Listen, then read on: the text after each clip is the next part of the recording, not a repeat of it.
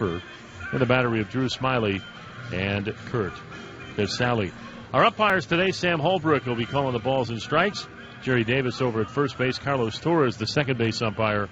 And Rob Drake is over at third. The Rays are wearing their home white Majestic athletic uniforms, tops and bottoms today, while the Royals are wearing their alternate blue tops, royal blue tops, with their road gray pants. So we are ready for baseball here on this Thursday afternoon as they get the baseballs in from the outfield.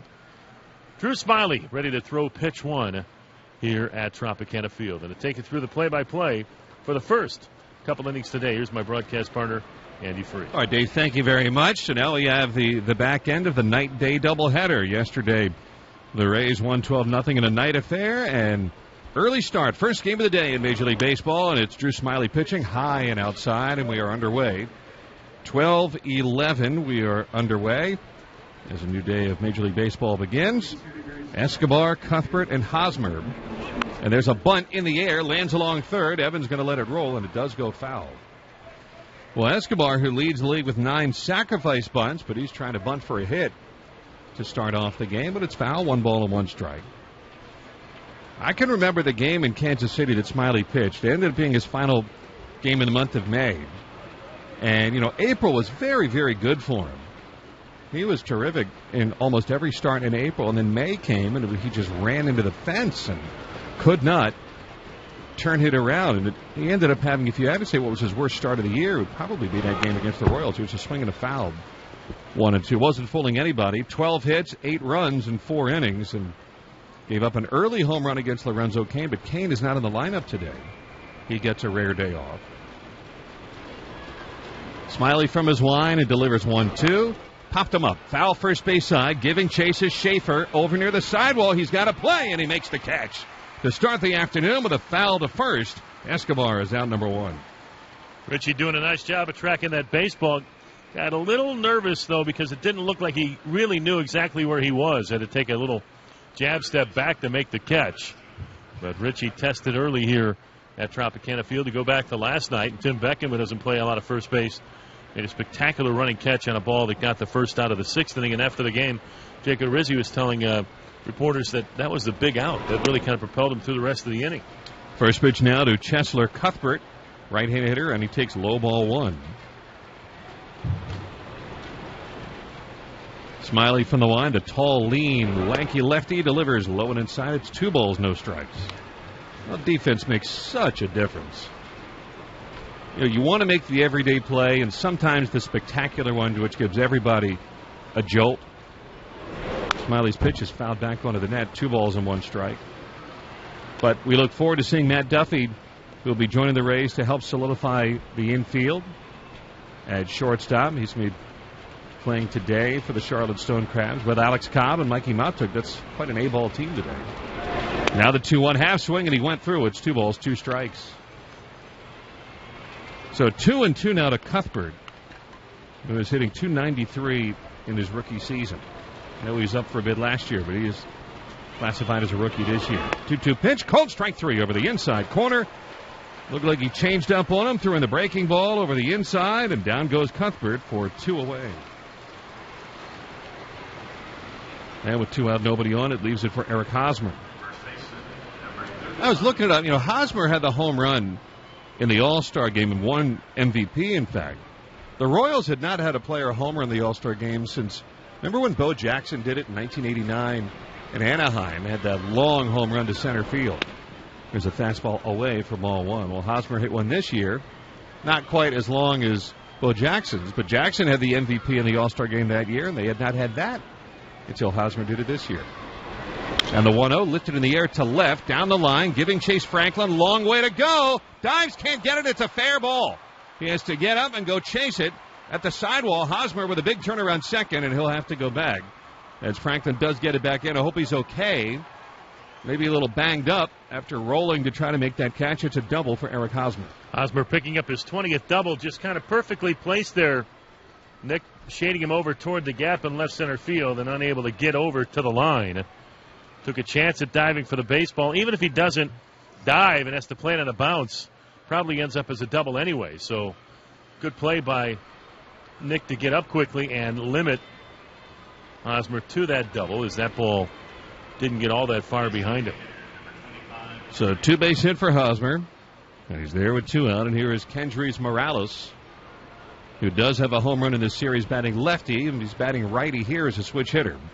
And the left-hander Smyly comes home. He's low and outside. 4-1. Morales, the native of Cuba, has become an excellent hitter with runners in scoring position, at least until lately.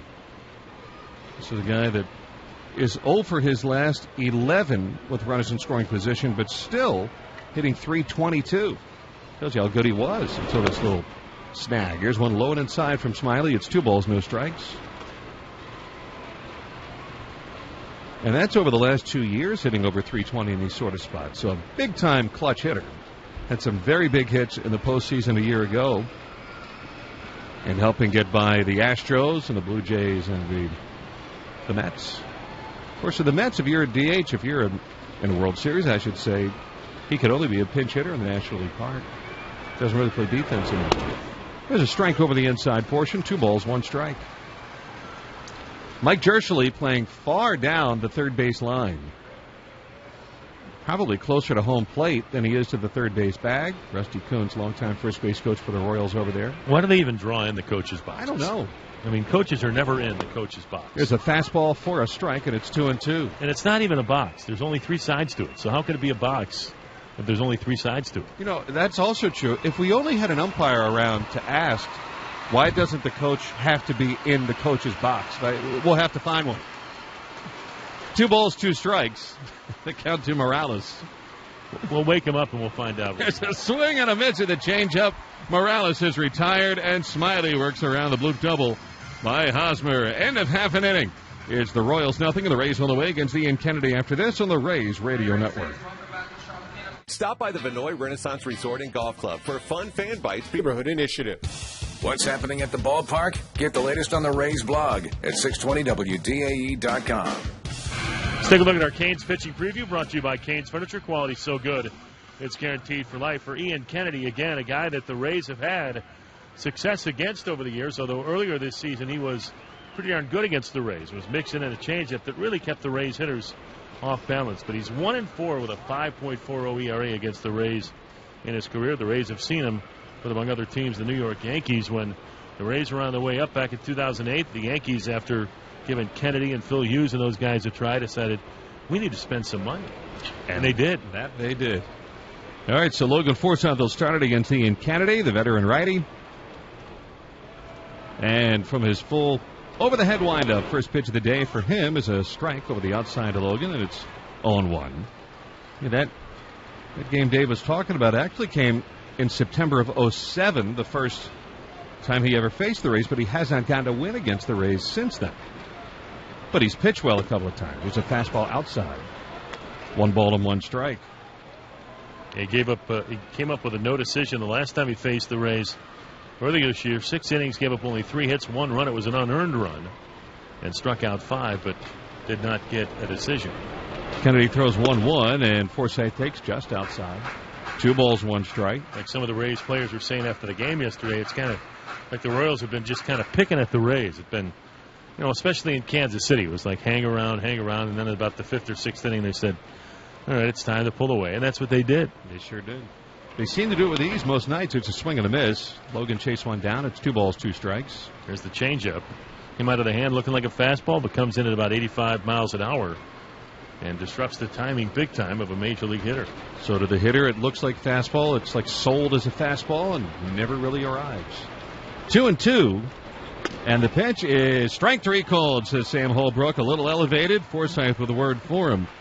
But Forsythe is strikeout number 1. And that's what Kennedy's been doing. His strikeouts have been ticking up. An 11 strikeout game against the Phillies, a 10 strikeout game against the Blue Jays. So he's keeping the ball in the park a little better and getting more punch-outs. Let's take a look at the defensive alignments, and they're brought to you by Morgan Automotive Group. Make it Morgan, we make it happen. In the outfield, Alex Gordon in left. Billy Burns can go get it in center, and Paulo Orlando can go get it in right. Infield third first, Chester Cuthbert, Alcides Escobar, Christian Colon, and Eric Hosmer in the battery of Ian Kennedy and Salvador Perez. Kevin Kiermaier shows bunt, and that pulls Cuthbert in, but he takes the pitch high. 1 ball, no strikes. No score first inning. Kiermaier very excited about hitting towards the top of this lineup now. And that pitch popped him high in the air off the third base side, giving chase shortstop Escobar, ranging over into foul territory, and dropped it. He did not make the catch. I don't know if he lost it in the daytime dome. He must have. It looked like he was going to be able to make the play pulling up, and then the baseball, I don't think he ever touched it. It just landed on the ground. He overran it, and it fell behind him. Kevin Kiermaier is wondering if it's a fair ball. The umpire at third base, Rob Drake, never said fair or foul. I don't think. And the Rays dugout saying, well, did anybody make a call? And then was the ball tipped? Sam Holbrook saying, no, it wasn't. And Kiermaier is going to have to come back and finish the AB. Yeah, it was a foul ball. We mention it all the time, too. The dome is a little different here from daytime to nighttime. Now, of course, today it hasn't been a real sunshiny day. It's been a very rainy day. By the way, look at Rob Drake at third is signaling, do we want to go with the headsets? And now he just held his arms out, say, I guess we'll just keep on playing. 1 ball and 1 strike. Kennedy throws, fouled back onto the net. 1 ball, 2 strikes the count. But there obviously is light outside today, so the dome is usually a little more difficult this time of day than, say, your typical night game. 1 ball, 2 strikes to Kiermaier, who did hit a 3-run homer yesterday, and breaking ball swung on and missed. He chased the slider there, the breaking pitch from Kennedy, and that's 2 men away. Doesn't look like the Rays 2 batters in have made too many adjustments against Ian Kennedy, but it is only 2 batters in, and hopefully Evan can change that trend. Here comes Evan, who's had a quiet series. Did have a sac fly in yesterday's game to get the Rays on the board. Kennedy, who came from the Padres, now, of course, he's a well-traveled pitcher, originally with the Yankees and then the Diamondbacks and the Padres. He signed a 5-year deal with these Royals after turning down the qualifying offer of the Padres. Swinging a line drive foul down the right field line and heading out of play, and it's 0-1. Because he was offered that qualifying offer and turned it down, the Royals not only offered him the 5-year deal, which he accepted, but they had to surrender one of their draft picks from this year's draft to the Padres. Now the pitch, swing and a miss. That fastball looked lively there at 93, and it's 0-2. So 0-2 now to Longoria, whose bat has looked a little heavier lately. Evans been doing some more swing and miss. The peaks and valleys of the season. Now here it comes from the Royal right-hander, swing and a miss. So he got Evan to go after a couple of them there, and the fastball looking very much alive for Ian Kennedy here at this early hour. At the end of 1, after he strikes out the side, it's Royals and Rays scoreless on the Rays Radio Network. The insurance run. That big late-inning shot that breaks the game wide open. All of a sudden. Radio at RaysBaseball.com or give us a call at 727-342-5715 to enter. Drew Smyly's first pitch to Salvador Perez, the big right-hand batting catcher, and he takes ball 1. Be listening in the 5th inning for us to call your name, because if we do, then you have 1 inning to claim your ticket. So give it the email and number again. And ball 2, inside 2-0. Again, the email, RaysRadio at RaysBaseball.com. Rays Radio, all one word, at RaysBaseball.com. Or call us at 727-342-5715. Swinging a fly ball straightaway center, shallow. Kiermaier through the burst, is trotting in and to his left to make the catch. Perez is retired, 1 away. Duke Energy is also proud to support the Rays and Tampa Bay area veterans. For every Rays win, Duke Energy will donate $1,000 to area agencies working to support our veterans. Duke Energy is powering Florida with more than just energy. So 1 out, nobody on, but no score in the second, and up comes Alex Gordon, who, while suffering through an injured year, is also not having a very good year, hitting only .202, 7 homers, 16 runs batted in. And the first pitch to him is a called strike, 0-1. The kid from Nebraska gets a chance to play in Kansas City. And first AAA was Omaha, but I think he skipped AAA. Pitches rolled along first and fouled. No balls, 2 strikes. I know they moved him up very quickly in the Royal system when he was first coming up. Of course, as a third baseman. No pressure on him, though, right? They called him the next George Brett and gave him number 4, just 1 fewer than, of course, George Brett's number 5. There's a swing and a miss, and down he goes. 3 pitches, and Gordon is having a tough season. And there's 2 away, 3 strikeouts for Smyly. He went from Wichita at Double-A to the major leagues, just his second professional year.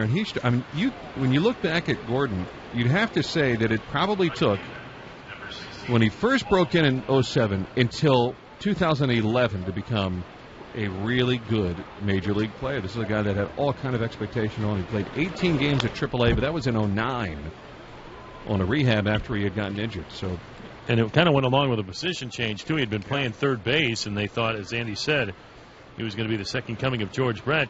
So much so that they passed up on Evan Longoria with the first pick in 07. Yeah. And it allowed in 06, and it allowed the Rays to get Evan a couple of picks later. And we're most appreciative. There's a couple of swings and misses by Orlando, and he's behind 0-2 to Smyly. Talking to some of the Royals people from a number of years ago, they felt that Gordon was their third baseman, and they didn't think that Evan would be able to make the transition to second base. Isn't that incredible? So they decided not to go with him, and they went with Luke Ochever, who just going to have season-ending surgery. The 0-2 fastball from Smyly way upstairs. 1 ball, 2 strikes to count. I mean, again, and that's just it. I mean, Luke Ochever's come on, and he's had an okay big league career, but you're not looking for okay big league careers from your 1-1. Smyly throws line down the right field line. It drops in for a base hit. Didn't hit it particularly hard, but in the right spot. And Paulo Orlando with a second straight 2-out hit in this game for the Royals. At least I don't think you are. You know, as it turned out, though, for the Royals, they ended up having Mike Moustakas, so things did come together for them. But imagine them then with Evan Longoria in the mix also. Everything might have come together a little bit quicker. It may have. Although you might not have been able to get... You never know. I mean, again, we always kind of wonder, what would it have been like if Josh Hamilton had stayed healthy, Rocco had stayed healthy, all that stuff. And then you start thinking, well, we probably wouldn't have gotten David Price with the number 1 pick. Here's Billy Burns batting righty, taking a strike. It's 0-1. Might not have been able to get Evan with a number 3 pick. So that's right. All that stuff kind of works out for a reason. And that's why it's always tough to speculate, right now with Alex Cobb. He's going to pitch again tonight for Charlotte. But people are starting to say, well, what are the Rays going to do 3 or 4 weeks from now? Well, you don't know. So many things can happen. Here's the pitch popped to the air down the right field line. Souza was shallow, coming to his left, makes the catch in fair territory to retire the side. Billy Burns tried to loop it right along the line, but the Rays had him positioned nicely, and another 2-out hit for the Royals is wasted. Through 1-1. Better ingredients, better pizza. Papa John's. Ian Kennedy struck out the side in the first inning, and now against Brad Miller, he starts the second with a fastball high, 1-0. Miller and then Souza Jr. and Dickerson. The middle third for the Rays. Miller with yet another home run yesterday. And this off speed is taken low, 2-0.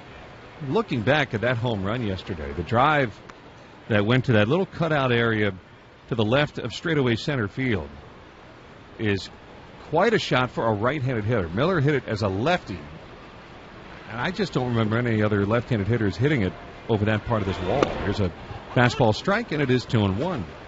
Although somebody, I think it was our Neil's co-host Phil, said that he thought that Brad Miller had done it earlier this year, and I think he might be right. Is that right? Wow. I trust him. 2 balls and 1 strike. The count to Brad Miller. Kennedy working from the windup, now throws.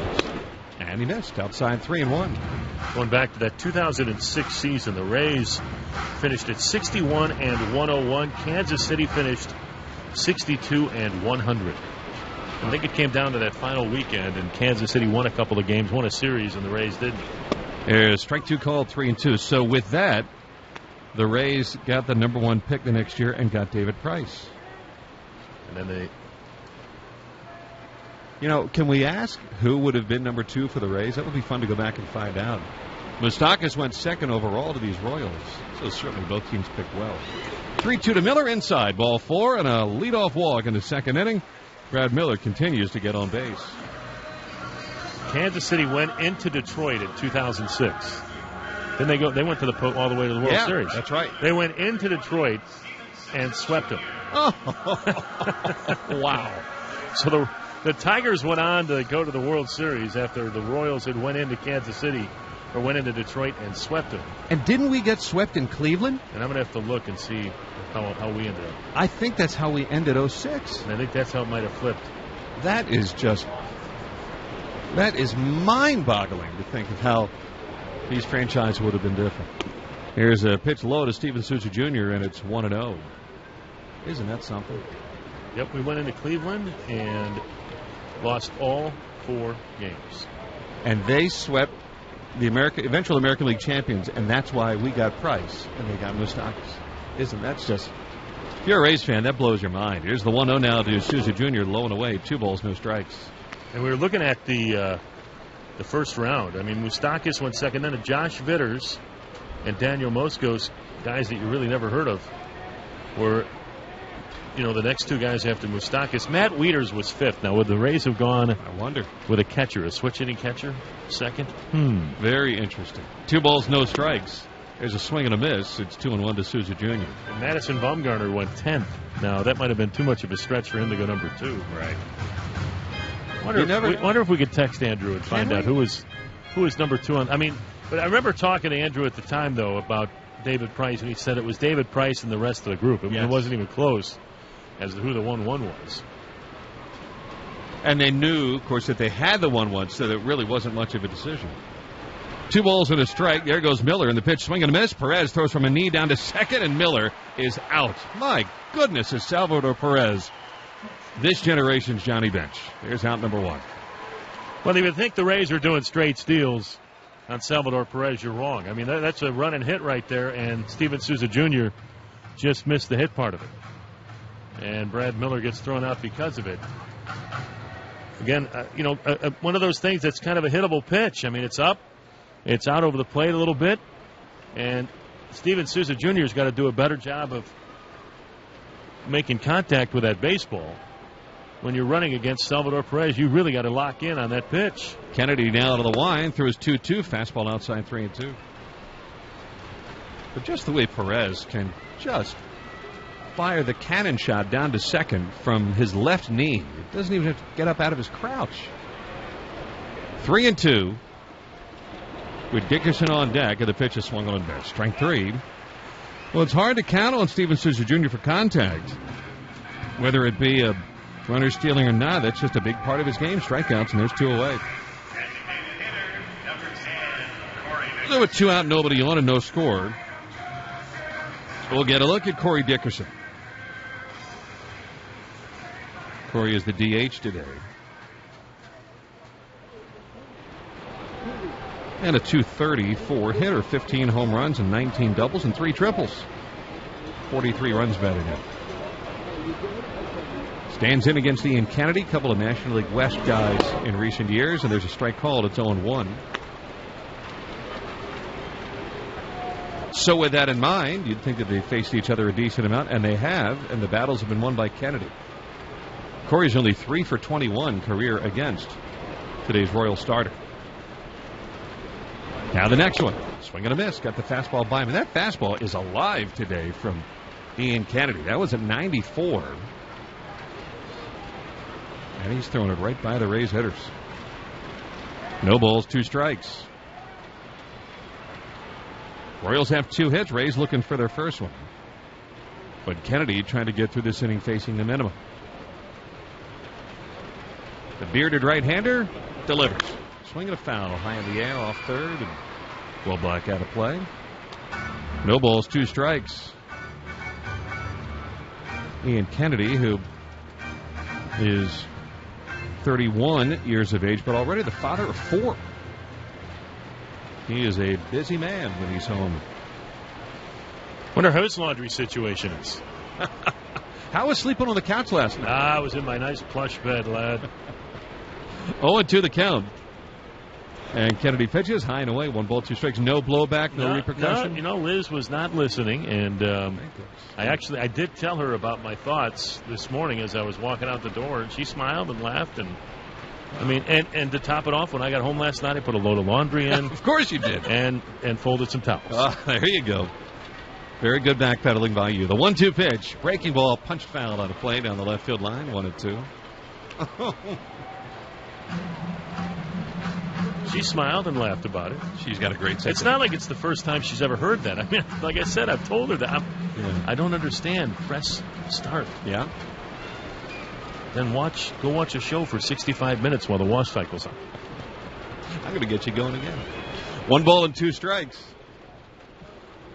Defense playing him slightly to pull on the right side, but now chipped. And the pitch is fouled away again to the left side into the upper deck this time.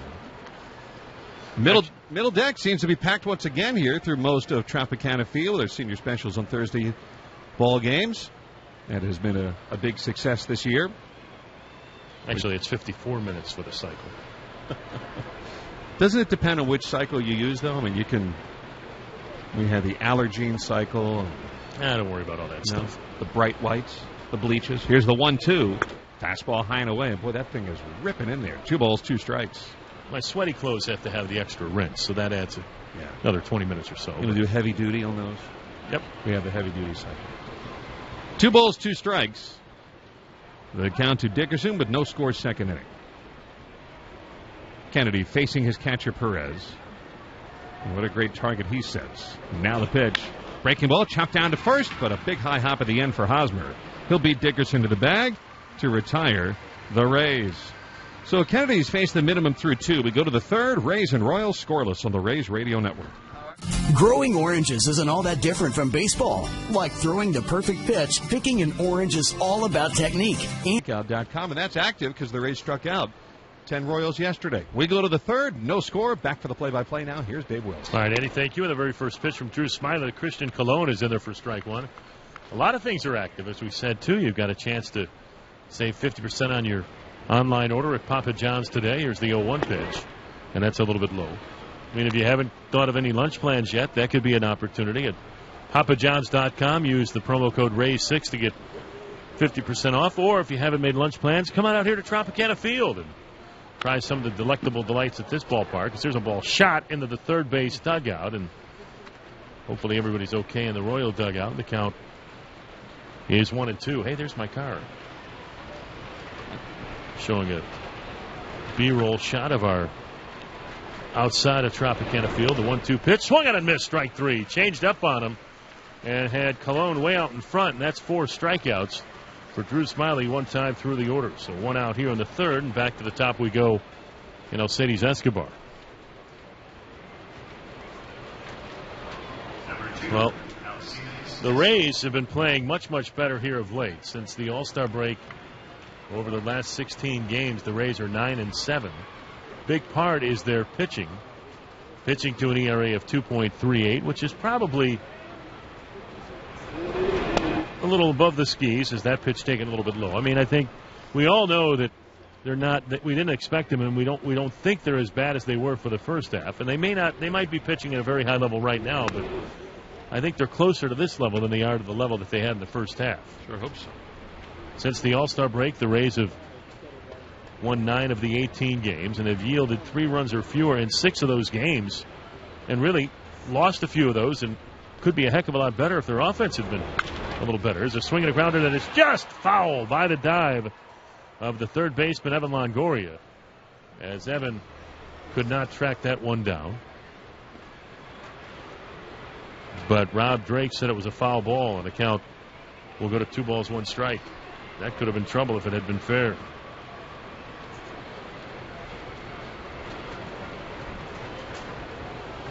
So 2-1 the count. Outfield getting reset as Nick Franklin was sprinting toward the corner, trying to track that one down. The 2-1 swing and a miss. Strike 2. Elevated the fastball there and came up on the in-park radar at 91 miles an hour. 90 on television. I just found out why. The 2-2 pitch on its way. Swing and a miss. He struck him out, went after the breaking ball down.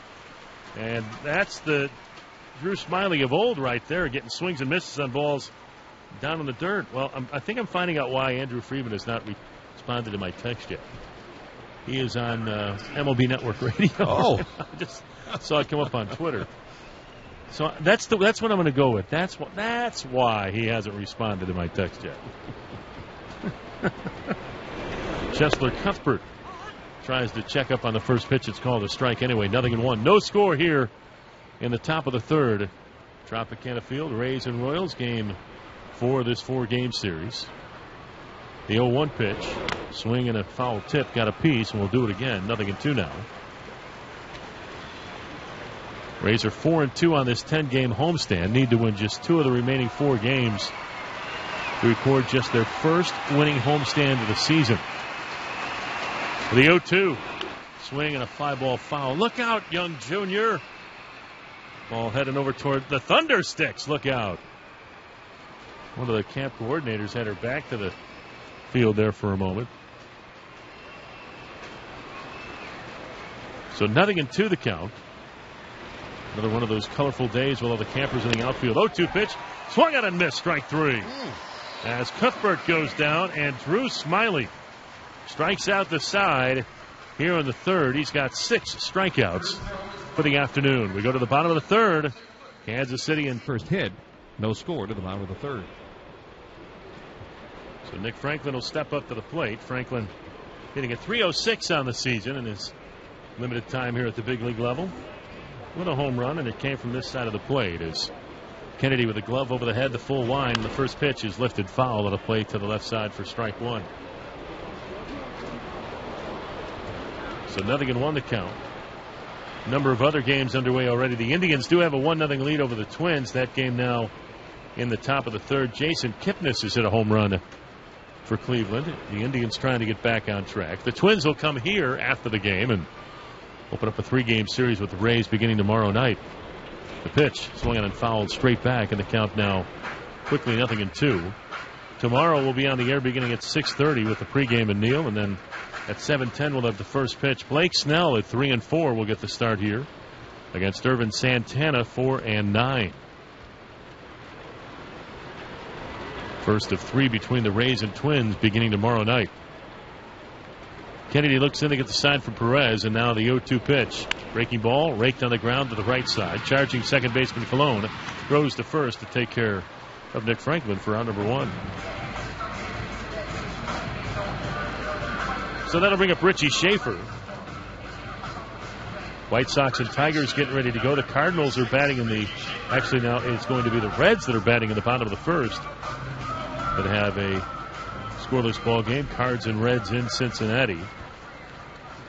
Another game later this afternoon. The Giants and Phillies will go at it in Philadelphia, and Matt Moore is going to make his Giants debut today.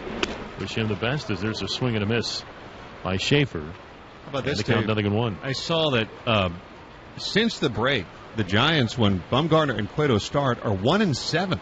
So Matt Moore is trying to be a stopper today in his first start with San Francisco. 0-1 the count. The pitch from Kennedy. Breaking ball bounced in. 1 ball, 1 strike. The Giants actually start play 2 games better than the Dodgers, who have lost a couple of games in a row. But the Giants have lost 7 of their last 10. And Colorado's kind of trying to sneak into this whole thing. I don't know if they're going to be able to, but Colorado's 54-53 and 7 games back. A 1-1 pitch, and that's a strike. 1-2 now. I'm not sure they've got enough to get back, but I'll be honest, after we had beat them in Colorado, I thought they were going to fade and go away, but they didn't. And they've lost Trevor Story for the year. They're 3 games out of the second wild card spot, so they're there. The 1-2 pitch, swing and a miss, took something off at Schaefer. Out on strikes, and that's the 5th strikeout of the game for Ian Kennedy, and there's 2 outs.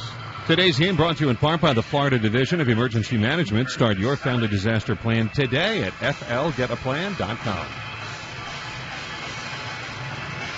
So with 2 outs and the bases empty, no score. Here's Kurt Casale.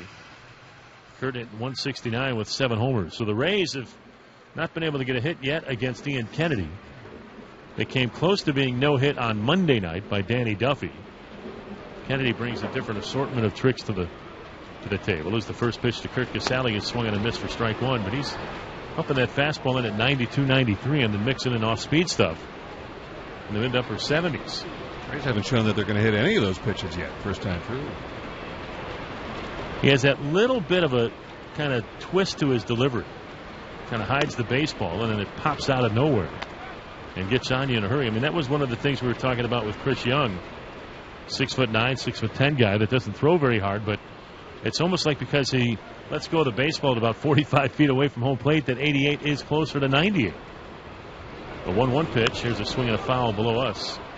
And the count 1-2. So 1 ball, 2 strikes to count with Logan Forsythe waiting on deck.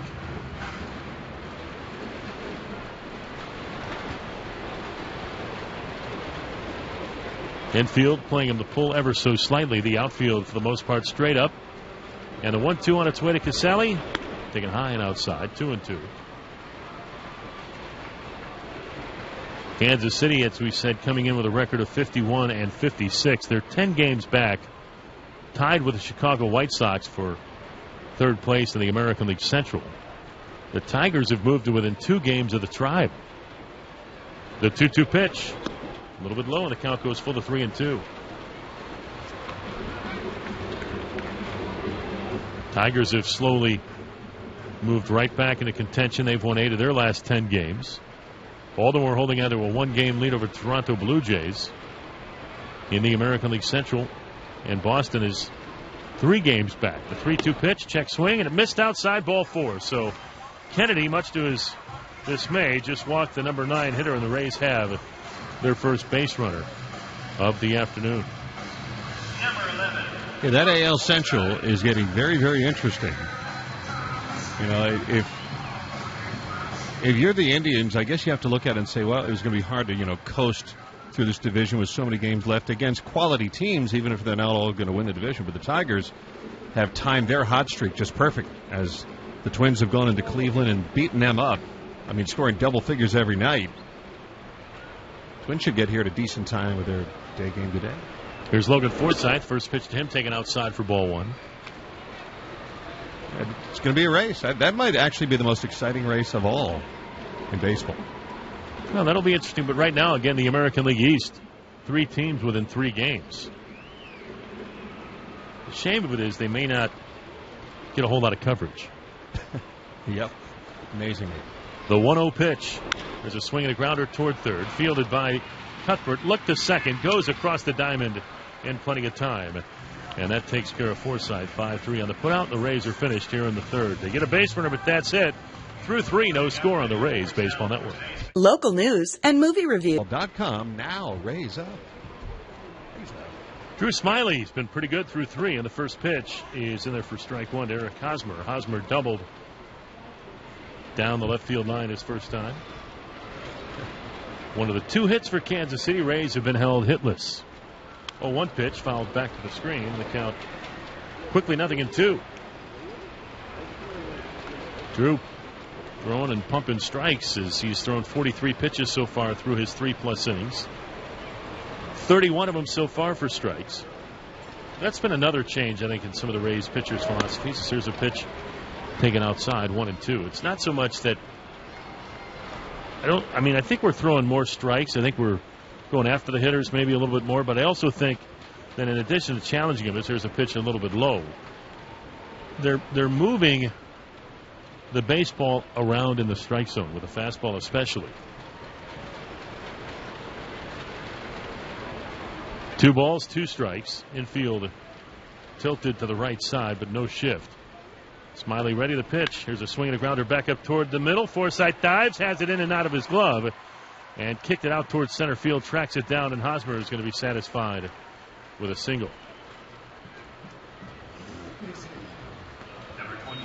So Hosmer hit it hard back up the middle, and Forsythe, ranging to his right, was able to get the ball on the edge of his mitt, but was not going to probably be able to make a play even if he did come up with it cleanly. So 1 on, nobody out. First time today that the Royals have had their leadoff hitter aboard. That was not a bad pitch from Smyly. We watched it on replay. It was off the end of the bat of Hosmer, and he hit the top half of the baseball, but he still hit it hard enough to bounce it through. Kendrys Morales takes the first pitch outside for ball 1. Morales struck out swinging his first time. One of 6 strikeouts so far for Drew Smyly, who struck out the side in the third. Now the lefty ready to go. The pitch on its way. Swing and a miss. And it's 1-1.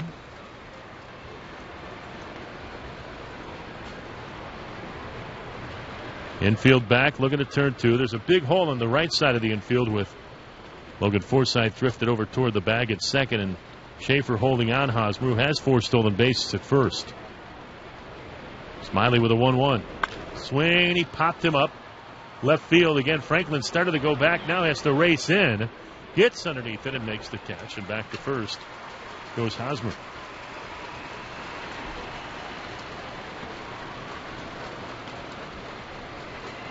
So with one out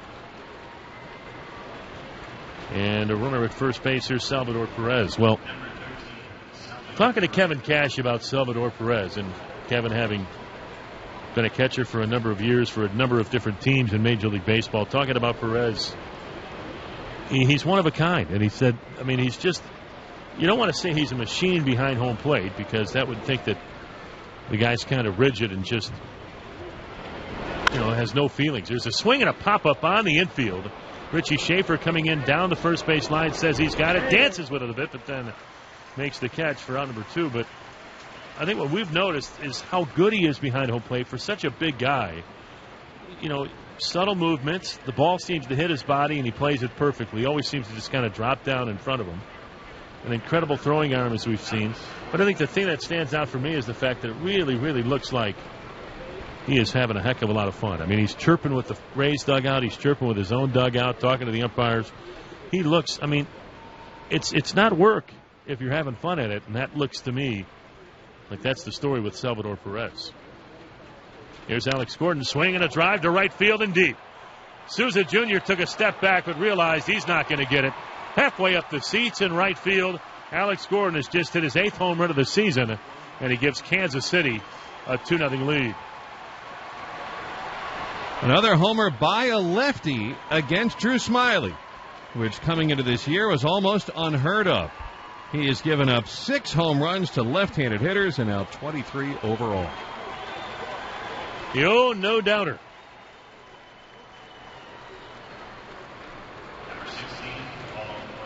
So, Paulo Orlando will be the batter with 2 outs, and now the base is empty.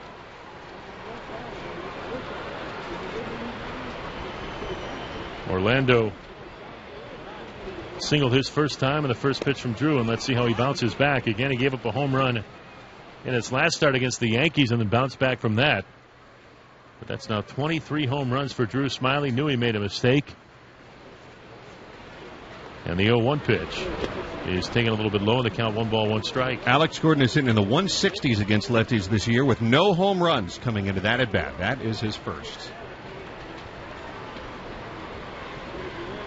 He didn't miss it.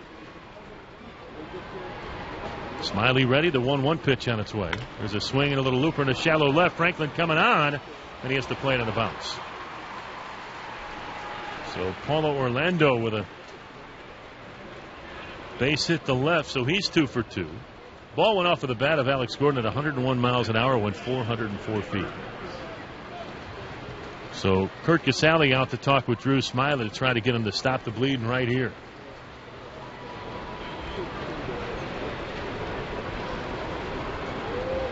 Billy Burns flied to shallow right.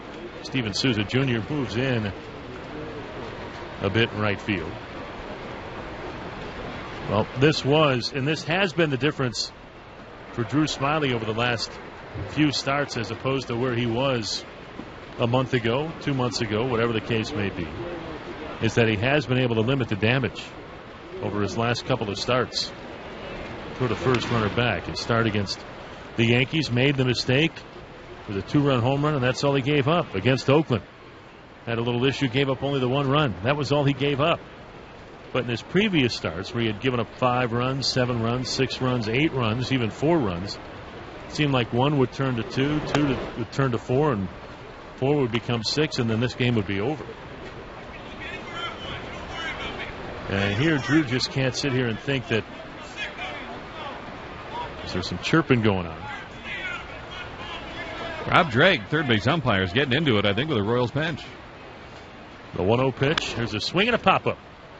Right field, shallow, coming in for it is Steven Souza Jr. Logan Forsythe, just a couple of steps off the infield dirt, was there as well, but that's how shallow Souza was playing Burns. He comes in and makes the catch, and that will retire the side. But some damage done. 2-run home run by Alex Gordon. We go to the bottom of the 4th. It's 2-0 Kansas City. I-4 tires at any Kaufman Tire location. Kevin Kiermaier will lead things off, and the first pitch from Ian Kennedy He is in there for strike one with a slow breaking ball. 0-1 the count to Kevin.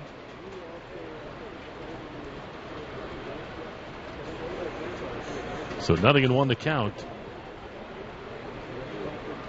Long look in by Ian Kennedy, and now finally ready to go. And the pitch taken outside. 1 ball, 1 strike. They're showing Jeff Montgomery, who was a longtime major league closer for Kansas City, doing a sideline shot somewhere. A fan with a baby in a backpack just went right in front. I mean, wouldn't you set up where maybe a fan would walk behind you and not in front of you? But I guess they do things a little differently. Here's a pitch. Take it for a strike. It's 1-2. So 1-2 to count to Kiermaier with Evan Longoria and then Brad Miller coming up next. Rays are chasing a couple. The pitch on its way from Kennedy. Breaking ball swung and a missed. Strike 3. And the Rays really look like they just are not picking the baseball up at all against Ian Kennedy. That's 1 out, and that's now 6 strikeouts for him. So here's Evan, a strikeout victim his first time, as Kennedy struck out the side in the first inning. I mean, that's a pretty good curveball. I wouldn't call it a spectacular curveball, but it's a pretty good curveball. There's a pitch in the dirt for ball 1. Rays have had only a couple of base runners. Miller led off the second with a walk, but he was promptly thrown out trying to steal. Smyly walked with 2 outs in the third, but was stranded at first base. That's it. Rays are still looking for their first hit. A 1-0 pitch. Here's a swing and a sharply hit ground ball fair. Down the third base line, into the corner it goes. Over to go get it is Alex Gordon. Longoria around first on his way to second, and he's going to get there with a stand-up double. I have that power. And with that first hit, you're able to donate $300 to the Rays Baseball Foundation's South St. Petersburg Neighborhood Initiative supporting programs such as the Campbell Park Elementary Walking School Bus. Jabel's Hits for Kids donation total is up to $32,100. And with that double, the Rays and Helios Education Foundation each donate $600 to the Take Stock in Children Foundation in support of education scholars. The Rays and Helios doubling up for education total $104,400. So the tying run coming to the plate in Brad Miller, with Longoria leading at second base. And the first pitch to him is swung and missed for strike 1. So Longo picks up the first hit. Miller walked, as I said, hitting at .252 on the year with 18 home runs. Hit one just underneath Ducky's yesterday. Kennedy from the set, the 0-1. And the breaking ball in the dirt got away from Perez a little bit, but not far enough for Longoria to advance. And the count stays or goes to 1 ball, 1 strike.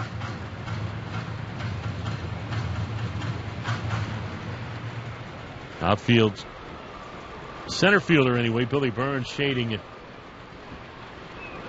Miller a little bit toward right center. Left fielder Alex Gordon playing him for the most part straight up. A 1-1 taken high, and it's 2 balls, 1 strike. White Sox and Tigers are just underway in Detroit. Well, they're in the bottom of the third now. Indians still with a 1-0 lead over the Twins, but the Indians are threatening in that one. Longoria leads at second base, infield back. And the 2-1 to Brad Miller. Swing and a foul. They got a pitch up and fouled it straight back. Count 2-2. Out of town scoreboard is always brought to you by Visit Tampa Bay, Florida's most ways to play. Reds have a 2-0 lead over the Cardinals. That game moving to the third. And the Giants and Phillies are underway. Top 1, Giants batting in Philadelphia. So now it's official. Matt Moore is adjourned. He hasn't thrown a pitch yet. 2-2, the count to Brad Miller with Steven Souza Jr. waiting on deck. The pitch taken outside. The count goes full to 3-2. Mets and Yankees later tonight. Bartolo Colon against Nathan Eovaldi. Tigers, or I should say Rangers and Orioles meet again in Baltimore. And Boston is in Seattle to take on the Mariners. The 3-2 pitch on its way to Brad Miller. Check swing. It's high. Ball 4. So Miller walks for the second time. And the Rays have 2 on with 1 out. And Steven Souza Jr., the batter. Well, the Rays have been accepting walks here by Ian Kennedy, just the 1 hit. But now you have a situation where you could prevent the shutdown inning after the Gordon home run, and you could try to take advantage of some Royals, I don't even want to say mistakes, but just a little bending here by Ian Kennedy. But Souza has to make contact. Steven struck out his first time up, and he has struck out way too much. The first pitch on its way here is taken at the knees for strike 1. For a guy that has played in 81 games, this is 299 at bats. He has struck out 114 times. Tremendously high. So 0-1 the count here with 2 on and 1 out. And the pitch. And it's taken a little bit outside or low, and the count now 1-1. And, a lot of people don't get too caught up in the strikeouts anymore as much as they did back in the day. I mean, 114 strikeouts back in the 70s or 80s. That was a season long for one of the biggest strikeout guys on your team. The 1-1 pitch, way outside. It's 2-1. And I think that if you saw 114 strikeouts next to Steven Souza's name and you said, all right, well, there's 35 home runs, and you kind of move along and you say, all right, well, I'll take the bad with the good. But when you see 114 strikeouts and you see 11 home runs, that's not a good combination. That's not what you want. The 2-1, there's a strike called again, and the count 2-2. And this is part of the approach, too, that, again, far be it from me, having never stepped in the big league batter's box, but if I'm batting right here against an Ian Kennedy with what he's bringing to the table, and I've got runners at first and second, that pitch middle away, that's the pitch I'm looking for to drive to the opposite field to get the guys over and maybe get them in. There's a swing and a foul straight back. I'm not looking for that perfect pitch to hit out of the ballpark. Steven let his best pitch just go by. And that's part of the problem with Steven, too, being a guy that never played this level. But Steven, they always used to say there's a pitcher strike, an umpire strike, and a hitter strike. And way too many times during Steven's at-bats, he lets his strike get by him. The 2-2, swinging a shot foul on a play to the right side. So then the pitcher strike and the umpire strike is the only thing left. And a lot of times the umpire strike is what gets him, much to his dismay. Well, I think, too, the thing that's frustrating about it in watching Steven is that outside pitch, he can handle that pitch. He can take that ball and hit it hard to right field. We've seen it before. He can drive the right center field. Absolutely. That's within his skills. So 2-2 the count. Longoria leads at second. Miller at first. Rays down 2-0 here in the bottom of the fourth. Kennedy works from the stretch, comes set, checks Longo at second, and now time call.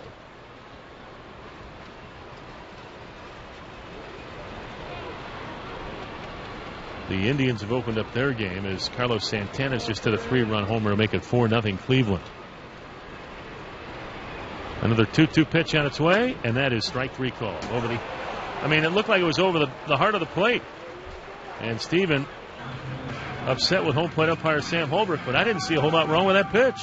I didn't see anything wrong with any of the 3 pitches that he took for strikes in that sequence. They all seemed like strikes. That is center cut and above the knees.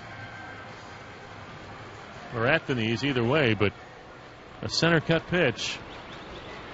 And he just took it for strike 3. So a very unproductive bat there, and now here's Corey Dickerson trying to pick him up. Says most strikeouts on 4-seam fastballs. Ian Kennedy now with 98 of those. That was a straight 4-seamer, right, splitting the plate. Yeah, it was at the knees, but it's a hittable pitch. Here's a swing and a rollover grounder to first. Hosmer has it. He'll flip the Kennedy covering, who gets the bag ahead of Dickerson of the Rays. Waste an opportunity. 3-1 on the putout. Rays are finished in the fourth. For the fifth we go, 2-0 Kansas City on the Rays Baseball Network. Give us a call at 888-546-4620. You've got to the end of this inning. And as we start the fifth to take over the play-by-play, here's Andy.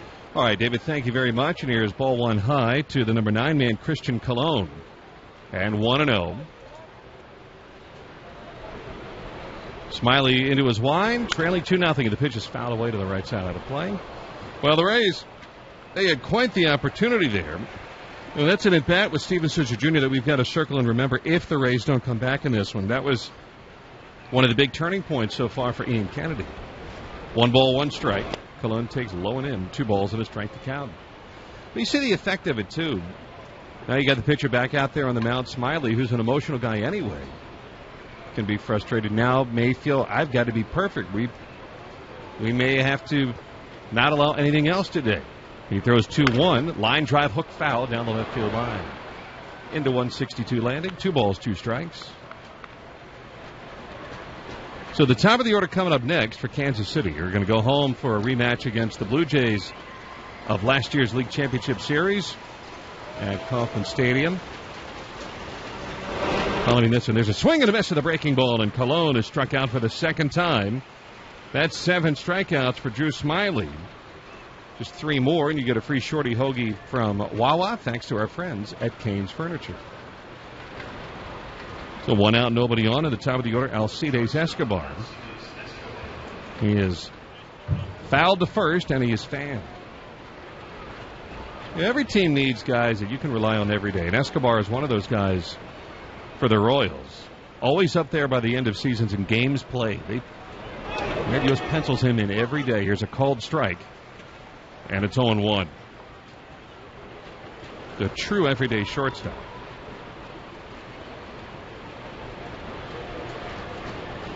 0-1 the count here to Escobar. And Smyly returns. Little number back to the mound. Smiley's got it. Turns very smoothly and throws to first perfectly for 2 out. Hey, congratulations. Joyce Regal called us. So congratulations, Joyce. We'll see you at a Rays radio party back. It'll be coming up on August. Oh, wait, let's go September 23rd when the Rays take on the Red Sox. And, folks, again, if you want a chance to win, you've got to enter. You can do so by email, raysradio@raysbaseball.com, or call 727-342-5715. Again, raysradio@raysbaseball.com, or call 727-342-5715. Congratulations to Joyce Regal. She'll be parting with us in a little over a month and a half. We will see Joyce then. There's a swing and a miss by Chester Cuthbert, who has already struck out twice today. Smyly returns. Fastball, that one a little high. 1 ball and 1 strike. A looking strikeout and a swinging strikeout for Cuthbert, who's probably not going to win Rookie of the Year, but he has had a fine rookie campaign. Pressed into duty with the season-ending injury to Mike Moustakas. Here's a ball low. That'll be our third to last home game. September the 23rd. That'll be then we go to Chicago and Texas to close out the year. So. Well, there's only 55 games remaining in this season. Maybe, you'd think that with a year like this, he would feel like it's dragging, but it still feels like it's going fast to me. The pitch is fouled back by Cuthbert, and the count is even at 2 balls, 2 strikes. Over the years, the off seasons take longer and the seasons go faster. 2 balls, 2 strikes. The count to Cuthbert.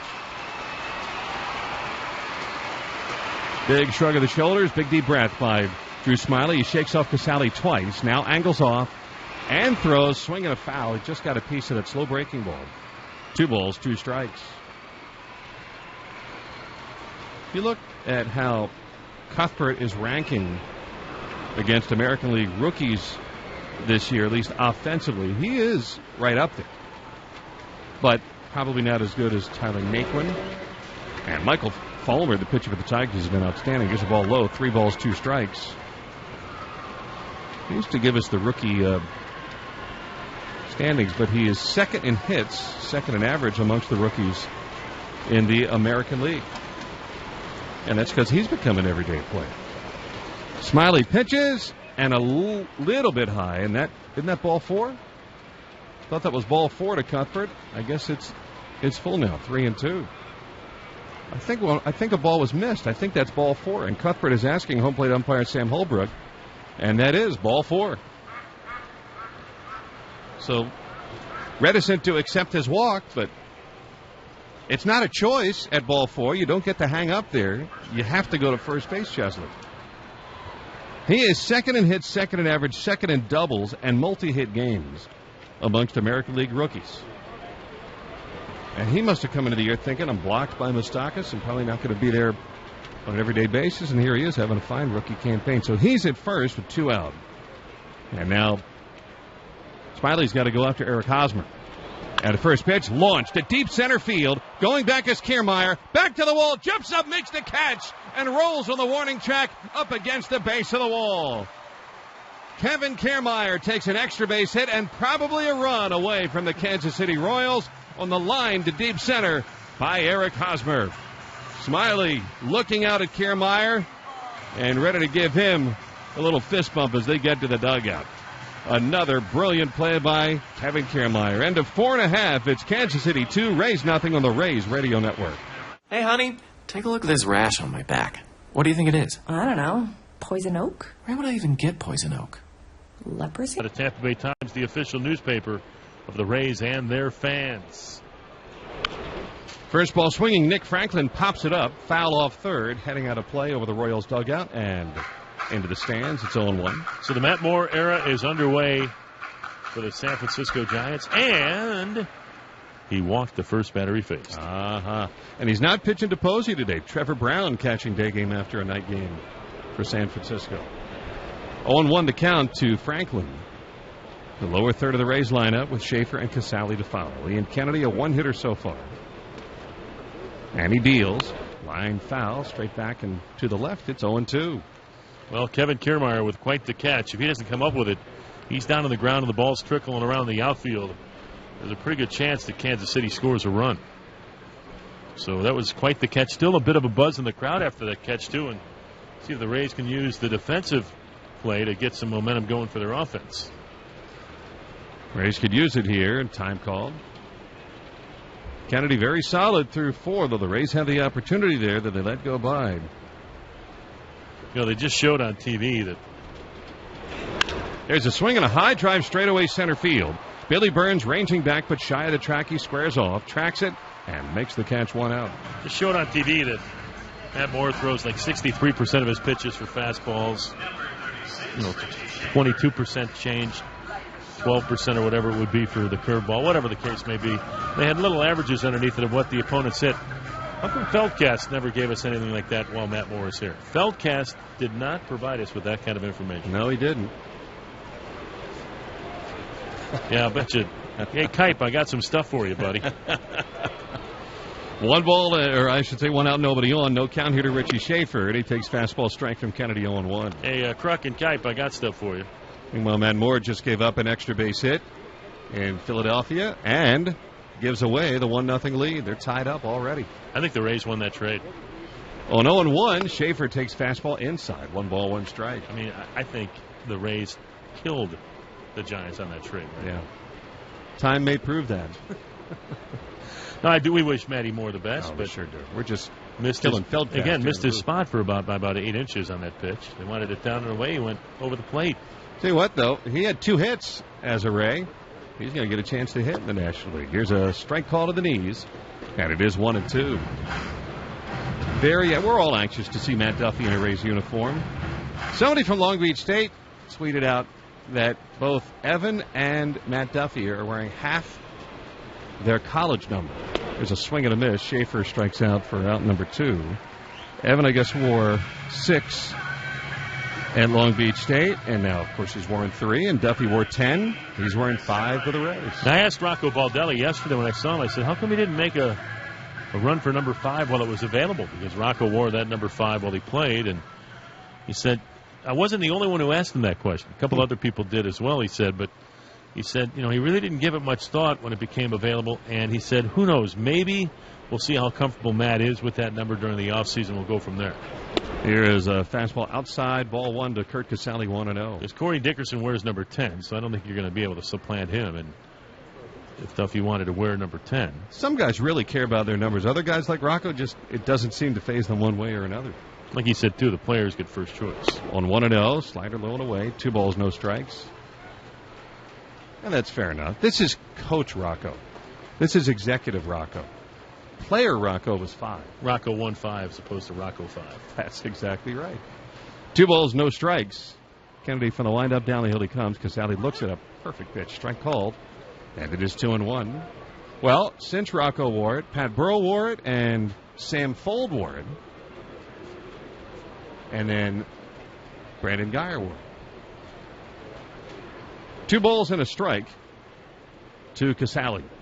And that pitch lifted high in the air to shallow left. Shortstop Escobar is going out all by himself, and that is a 1-2-3 inning for Ian Kennedy. We go to the 6th already. It's Kansas City 2, Rays nothing. The Rays want to spark your weekend chores with a handy Rays laundry hamper. All kids 14 and under get a laundry hamper presented by Crown Automotive when the Rays take on the Twins this Sunday. Call 888-FAN-RAYS or visit RaysBaseball.com now. Rays up. You know about that laundry hamper. No, I'm not going to get you started again. Here's ball one. Strike one outside to Kendrys Morales, 0-1. But I think that's one of our best giveaways of the year. Who doesn't need that? Everybody needs that. There's a swing and a drive in the air to left field, but playable. Nick Franklin over to his left to the alley and makes a one-hand catch. And Morales is 0 for 3. Well, looks like it's a nice laundry hamper. I saw Todd Callis yesterday on TV trying to get it all set up for one of his in-between inning shots. But if you're a family of 5, you probably need at least 3 or 4 of them. Maybe even 5 of them. With the one out, nobody on, here is Salvador Perez. Who are they talking to? It looks like Jason Frazier, doesn't it? Is it? I'm not sure. You know, the Rays are not televising today, so we've been looking at the Royals TV feed, and they're down talking to someone that looks like he's somebody. Are you somebody? Right behind. Didn't you used to be somebody? You look so familiar. Who are you, and what are you famous for? No, not me. Here is Salvador Perez taking low and inside ball 1. Neil confirmed it is Jason Frazier. So you didn't believe it was Jason Frazier when I said it. I said I didn't know. Once Neil confirmed it, you not only that, the guys from the same area I'm in, and everything else like that. Oh, there you go. There's a strike called. It's 1 ball, 1 strike.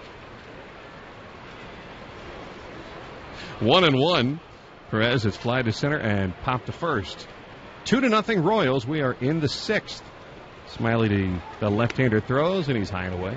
So you think if you have 4 or 5 of those hampers, that'll make the laundry chores in the Freed household better? Well, it'll make it better, but I like representing the Rays when I'm doing the laundry. No one else is seeing, except me. I like our logo. 2-1 the count, and that one's fouled straight at the plate. 2 balls, 2 strikes. I think, we're, 8 or 9 years into this logo. And I think what we said was going to happen to it has happened. I think it's worn very well. I don't think it's ever really going to look dated. Look at the Royals. I mean, they hit the proverbial home run. Pitch is fouled back right over our booth. 2 balls, 2 strikes. The Royals uniforms have changed very little since the early days of their franchise. 2 balls, 2 strikes. And now Smyly from the windup now pitches. Fouled back just beneath us this time. 2 balls, 2 strikes. So, I like having the Rays logo around our house. The kids like it. Dave doesn't care, apparently. It's nice, but I only have one room, I think, that has blue color scheme. As a swing and a strike 3, and Perez is retired. He asked Sam Holbrook, would that have been a strike? And it was. So that's 8 strikeouts now. Is that 8? Yeah, 8 strikeouts for Drew Smyly. 2 more and you get a free shorty hoagie of your choice from Wawa, thanks to our friends at Kane's Furniture. I think the one thing my wife would agree upon with me is the fact that even with a beautiful hamper in our bedroom, a lot of times I just put my clothes right next to it. Mm-hmm. Especially if it's, the workout clothes that are sweaty. I don't want to put sweaty stuff in it. You're a very neat, organized kind of guy. Here's Alex Gordon, who supplied both runs on a 2-run homer today, taking a strike at 0-1. That's the comment I get every once in a while. Would you please just put it in? Yeah. The hamper.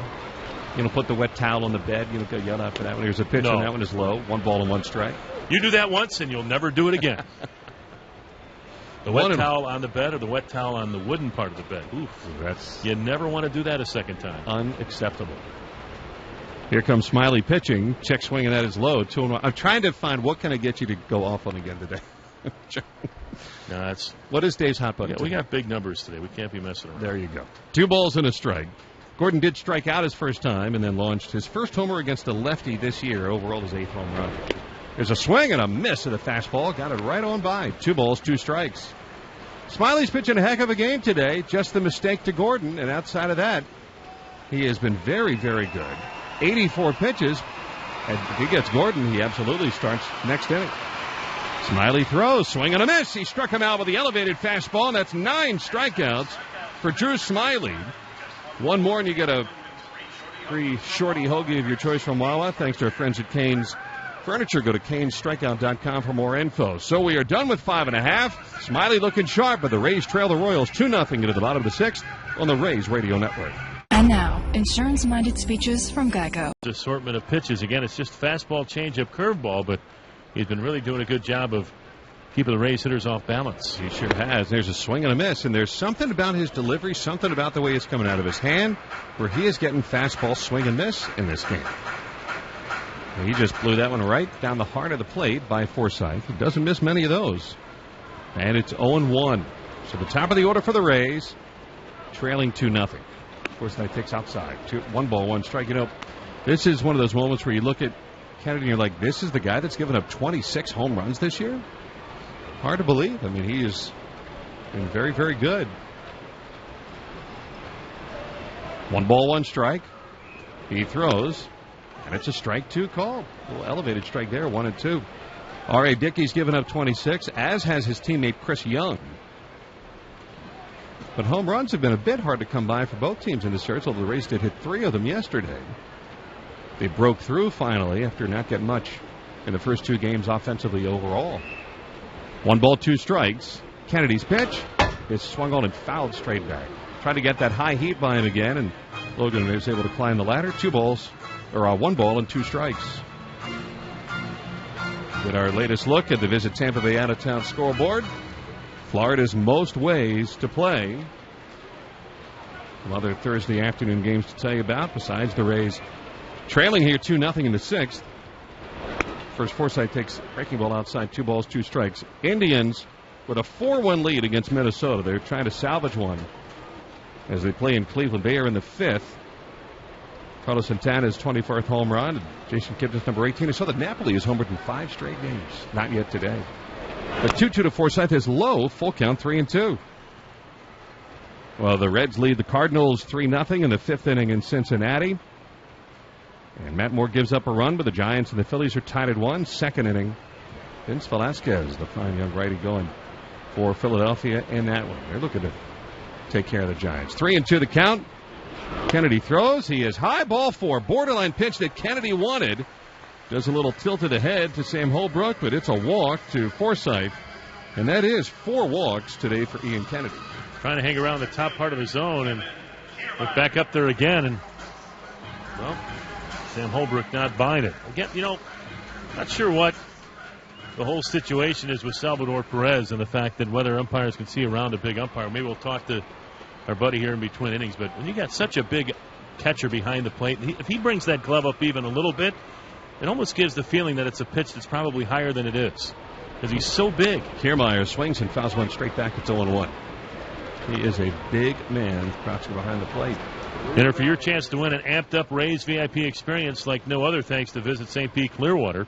4 tickets to the Dex Imaging Home Plate Club, VIP passes to batting practice, Rays jerseys, and a pregame meet and greet with a player or coach. Get amped because it could happen to you. I'll tell you how after this pitch. First, the 0-1 to Kiermaier. Off-speed low, 1-1. Enter Visit St. Pete Clearwater's fan-amping-tastic sweepstakes at RaysBaseball.com. A ball and a strike to Kevin Kiermaier. I mean, it really is. I don't know. Is it because he's so big that when he has to reach down and bring it up, it looks like he's bringing it up? But is it because he's so big, when he catches a pitch up, it looks like it's up? I don't know. Now the 1-1 popped high and foul off third out of play. It is 1-2. Because he doesn't look like he's all that jabby. No, I mean, it's not like he's bad framing. I think it maybe just wonder if his size goes against him. That's something. Even at catcher, you can have a gigantic guy like Perez, and you can have a relatively smallish guy like Kevin Cash, and both be very good back behind the plate. 1-2 to Kiermaier. Defense swung to the right, but not shifted. Kevin swings and fouls him straight back, and it is still 1-2. Some of the other games, White Sox have just taken a 2-1 lead in Detroit against Jordan Zimmerman and the Tigers. Trying to cool off that Tiger team. Ian Kinsler led off the first with his 21st home run. Avi Garcia, number 9, for the White Sox in that game. Tim Anderson left the game. He was hit by a pitch and had to leave early. Kiermaier fouls it right at the plate, got him somewhere in the leg. 1 ball, 2 strikes. Tonight, Mets are at the Yankees. Bartolo Colon and Nathan Eovaldi. Tonight from the Bronx. Angels, who walked off on the A's yesterday. You know, I saw an interesting note today that I had never really seen printed out before. Albert Pujols had a walk-off home run yesterday for the Angels. And he is getting close to the record. You know who has the most walk-off homers in Major League history?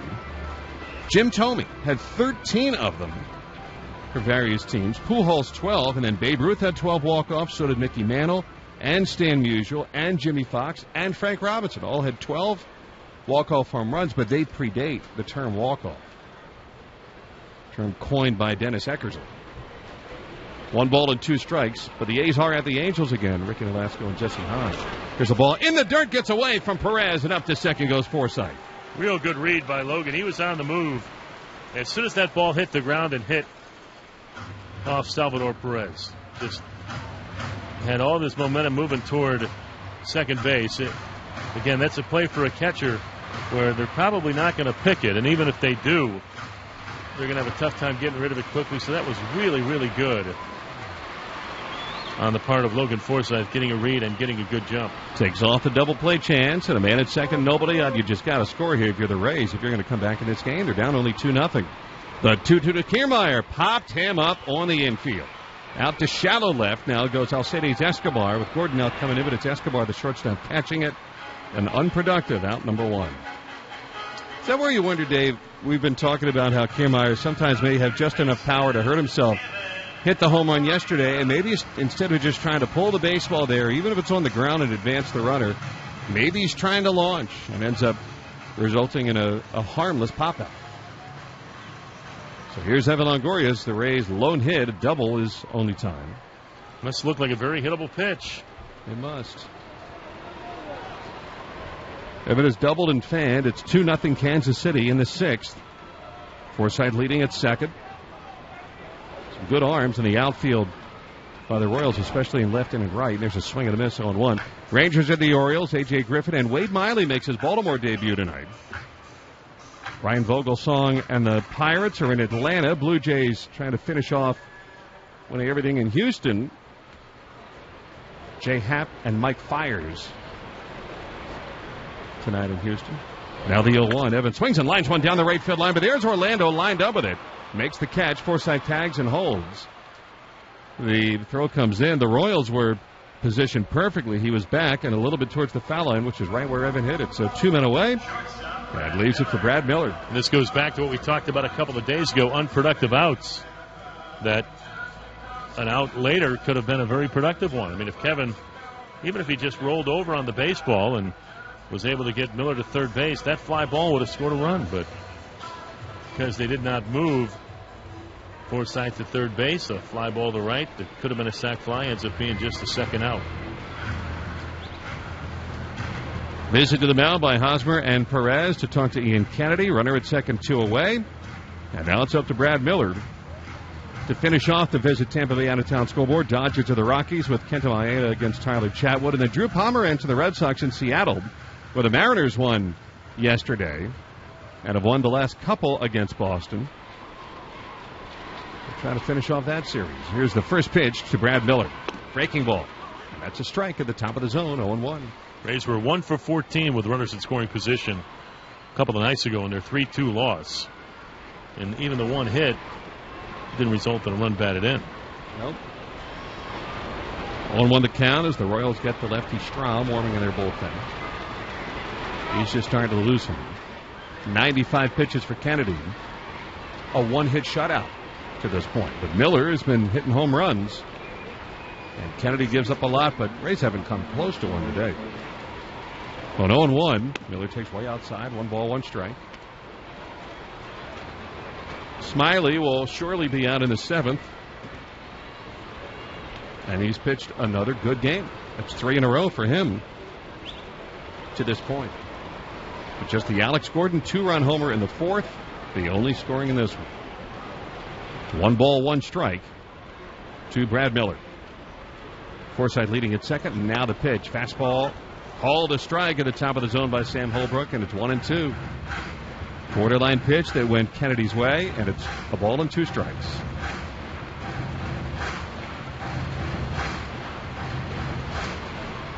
Kennedy coming off allowing just 1 run over 7 to a pretty good hitting Rangers team. And something similar, maybe even better so far today. He's ready and delivers 1-2. Check, swing, foul. It goes back to the screen. And I guess if you're Brad, you got to protect on that pitch. Coming up, it was called a strike on the last one, so now he stays alive. 1 ball and 2 strikes. Well, we mentioned how his strikeouts have been going up lately. Was not striking out a whole lot of guys earlier on in the year, but you go back to the beginning of July, and his season has gotten much better. Well, they had to add somebody to the rotation after losing Johnny Cueto, and Kennedy, pretty good replacement on a 5-year deal. And even though Kennedy has been around for a while, he is just 31 years of age. He won't be 32 until December. He could finish his career really well. 1-2 the count with Miller. He comes home. Fastball check swing, and that one is rolled high. 2 balls, 2 strikes. He's really trying to work the top of the zone here against the left-handed hitting Miller. Brad now 18 home runs and 40 runs batted in, plus 5 triples, which leads the team. And 18 doubles. Right now, he just needs to shoot something through the infield. Burns is rather shallow in center. Kennedy, a long look in here to his catcher Perez, and time called. And now Perez is going to go to the mound. Said that all 3 Cleveland outfielders have had an assist in today's game, including Brandon Geyer, who is in the lineup today for the Cleveland Indians. And Cleveland holding on to a 4-2 lead over Minnesota. That game in the top of the 5th inning. Let's see if we got Geyer's numbers real quick. Geyer batting near the bottom of the order, 1 for 2 in the game. 2-2 the count to Miller. And the pitch got him swinging. Fastball at 93. He just blew it by him, and Ian Kennedy has fired a 1-hit shutout through 6. To the 7th inning now. Kansas City 2, Rays nothing on the Rays Radio Network. We go to the 7th once again. Here's Dave Wells. All right, Eddie, thank you. Lower third of the batting order, and Drew's first pitch is taken over the inside corner for strike 1 to Paulo Orlando, who has a couple of hits today against Drew. Billy Burns and then Christian Colon coming up next. Here's the 0-1 pitch. Check swing, and he fouls it off, and the count now quickly 0-2. 2-0 Kansas City. The 2-run home run by Alex Gordon. It was a no-doubter. Steven Souza Jr. has been playing a rather shallow right field, and all he did was take like a jab step back to the wall and say, where am I going? 1-1 pitch missed really high, and the count 2 balls, 1 strike.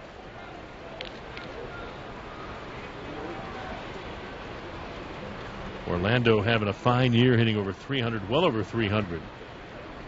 His average right now at 3 1/4. The 2-1 pitch on its way. Here's a swing, and he popped him up to shallow right. Steven Souza Jr. waving off nobody. Nobody's near him. Now drifts a little bit further to the right, makes the catch, 1 out. From $2 kids to $2 dogs, senior special to student rush, we have something for everyone each night of the week. Check out great specials at RaysBaseball.com/specials or call 888-FAN-RAYS now. So 1 out, and here's Billy Burns.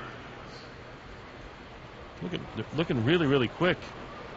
You know, we touched on this a little bit a couple of days ago with Danny Duffy. Danny Duffy did not have, I don't think, a single ground ball out in his game the other day. There's only been, and I might be mistaken because I'm looking real fast, but I think there's only been the 1 ground ball out here, and that was the comebacker by Escobar. That was it. Little tapper to the mound. Little nubber. As here's Billy Burns taking a strike, 0-1. Everything else has been a strikeout or a flyout. So maybe he is following a bit of the pattern that Duffy did, just from the right side.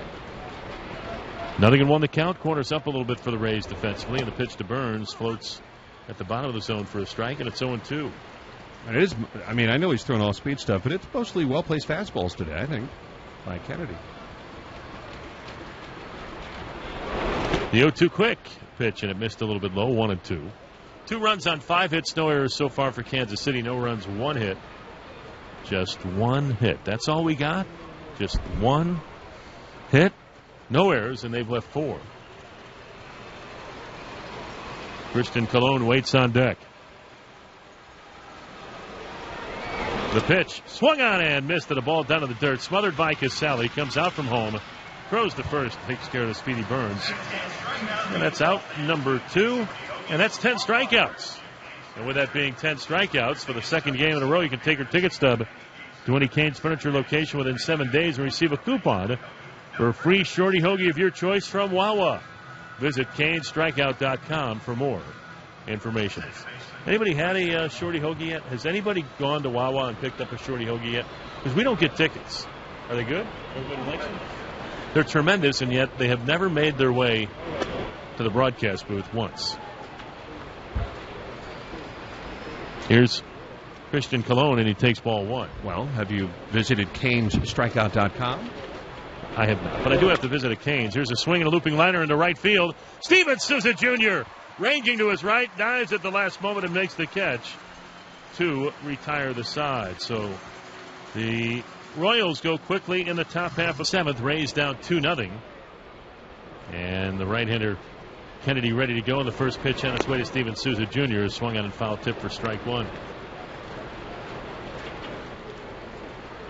I can't remember what site it was, but somebody just ranked the top ballparks in Major League Baseball. Here's the 0-1 pitch, and that's a strike. So, I mean, but who ranks it? Is it like a 25-year-old guy that's never, just kind of walks into every ballpark and goes, wow, I like this place? I mean, all I know is that the one guy who ever walked into the ballpark on the north side of Chicago, as there's a pitch taken high, has something wrong with his smell. He said the place smells like sausage. It doesn't smell like sausage, folks, believe me. Well, in that top 5, you disagree with 4 and 5. You didn't like Dodger Stadium very much. No, I think Dodger Stadium looks better than it really is. Here's a pitch taken outside. And I've talked to a number of people since then, and they agree. I mean, a lot of people think that it's one of those things that it's a much overrated ballpark. It's not an easy place to get around, not an easy place to get to. Nope. Best thing about that was when Vin had the chance to meet me. Here's the 2-2 pitch. Here's a swing and a foul back to the screen. Finally did make my way over. I guess Vin Scully had been waiting for both you and I to come by, and so we tried to make some time to meet with Vin. This is his final year, and we did go over and say hi to Mr. Scully. The 2-2 pitch on its way. There's a swing and a grounder toward third. Handled. Oh, it's off the glove of the third baseman, Cuthbert. He can't handle it, and Souza Jr. is going to be safe, and let's see if the Rays can take advantage of the Royals' miscue. And it's also going to end the day for Ian Kennedy. With Corey Dickerson coming up, that'll do it for Kennedy. Matt Strahm, who looked really good the other night, is going to come on and face the left-handed batting Dickerson.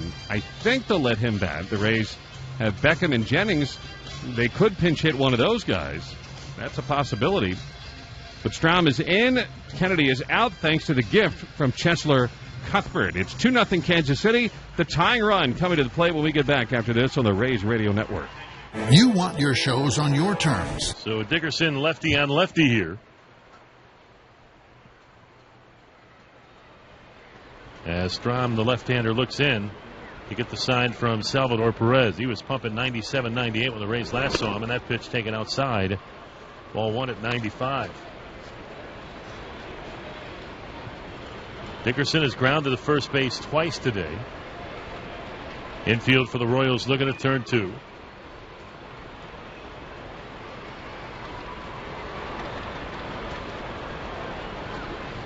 Now the right-hander from the belt, the pitch. And there's a strike call. Or I should say left-hander from the belt. There's a strike call. And the count evens up at a ball and a strike. Well, nice little weapon to have when you can bring a guy that comes out of the pen throwing mid to upper 90s heat. Lefty on lefty. The pitch way outside, but you got to be able to throw strikes. So 2-1 the count. Brad Boxberger warming down the right field line. Rays down 2-0 thanks to the 2-run home run by Alex Gordon back in the 4th inning. The pitch on its way. over the outside edge to home plate umpire Sam Holbrook, and the count leveling at 2-2.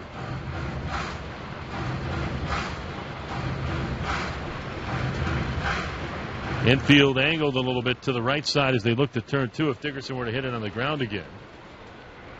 Outfield, though, they don't expect him to get around. They move the right fielder, Orlando, to right center. The 2-2 pitch. Swinging a foul off of the screen behind home plate. If you were to draw a line from third base to second base and then out to the outfield, Orlando would actually be on the center field side of that line. So almost all of right field is open.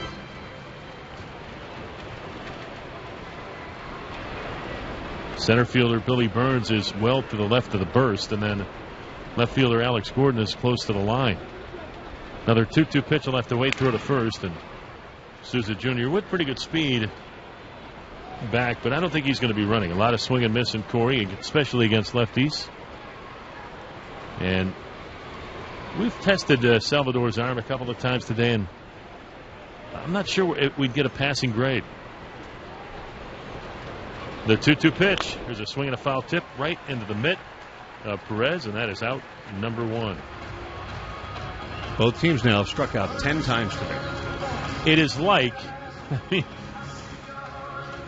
it's just like it wants to end up in the mitt of Salvador Perez. I mean, that's a foul tip.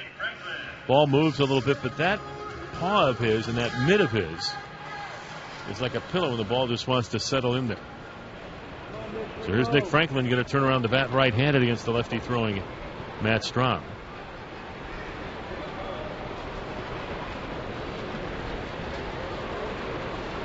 As the infield still looking to turn 2, and the pitch taken for ball 1.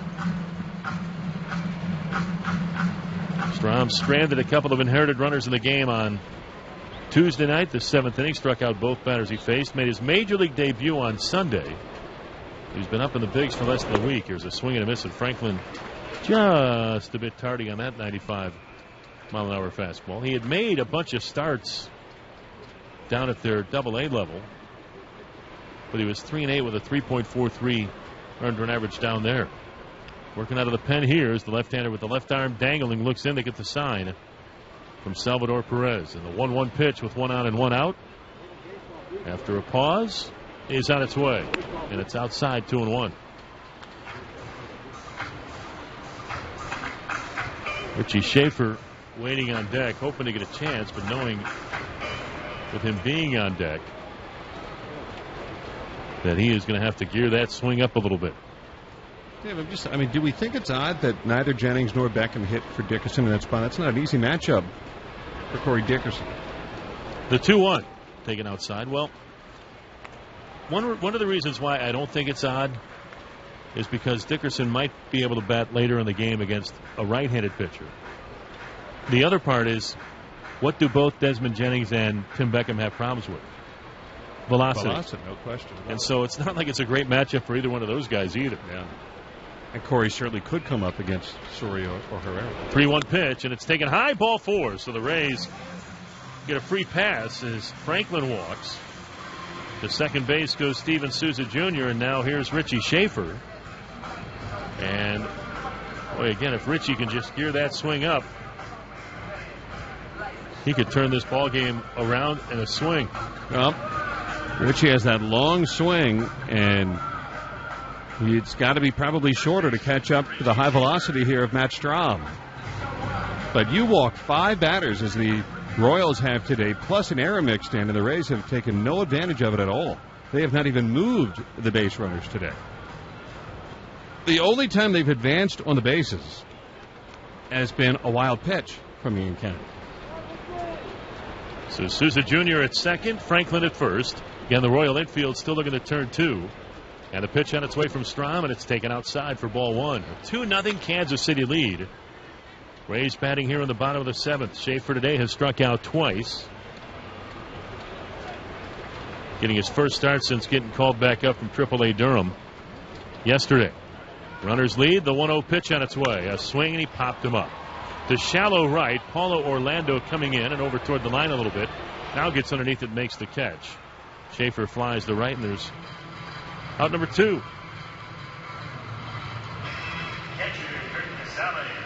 So 2 outs. Souza Jr. still at second and Franklin at first. And now here's Kurt Casale. Rays have only the 1 hit. It was a double by Evan back in the 4th.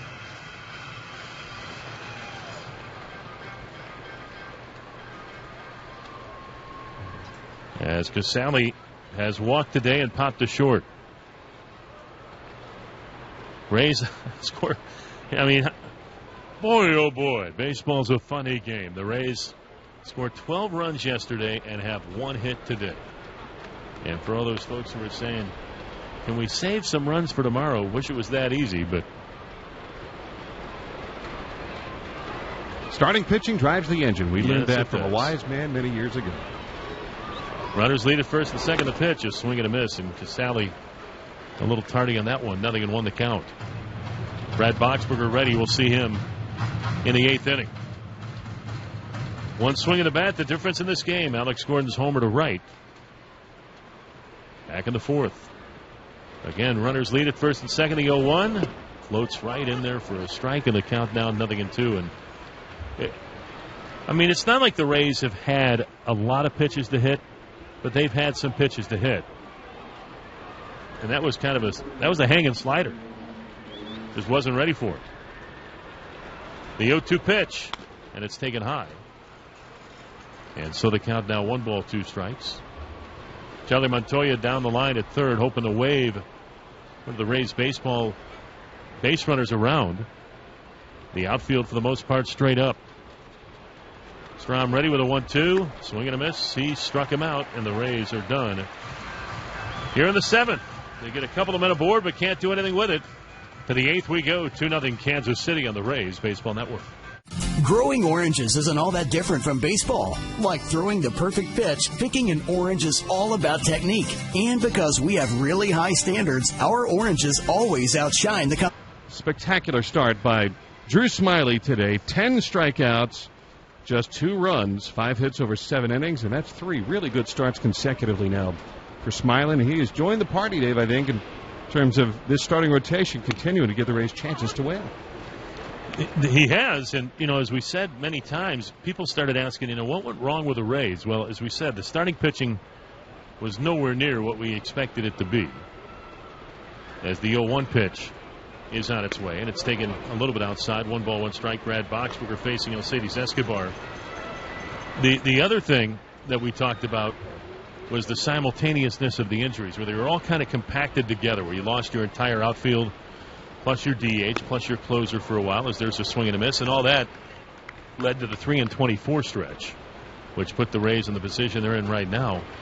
But, I think that if the Rays had pitched closer to the expectation, that we would probably be a team that would be maybe about 3 or 4 games above 500. Here's a swing and a shot to left center field. Kiermaier cuts it off, and a wide turn at first by Alcides Escobar, but he's going to stay there and be satisfied with a single. So leadoff single for Escobar off Boxberger, and the Royals have a base runner. Could I really sit here and say that the Rays would be near the top of the division? No way, because the other aspect of the game that has reared its ugly head way too many times is what we have seen today and what we've seen going back to Tuesday, and the lack of execution with runners in scoring position. It happens way too many times. Can't move the baseball. And so, had we not, and you're playing this game, it happened, but had we pitched like we were supposed to, and even had some of the injuries, I still see this team being around 500, maybe a couple of games above it or below it either way, but not 20 games under. Here's a pitch taken and swung on and missed for strike 1. Chesler Cuthbert has struck out twice. He has also walked. Final numbers for Drew Smyly: 7 innings, 5 hits, 2 runs earned, and he struck out 10. But he's on the hook right now. Rays are trailing 2-0.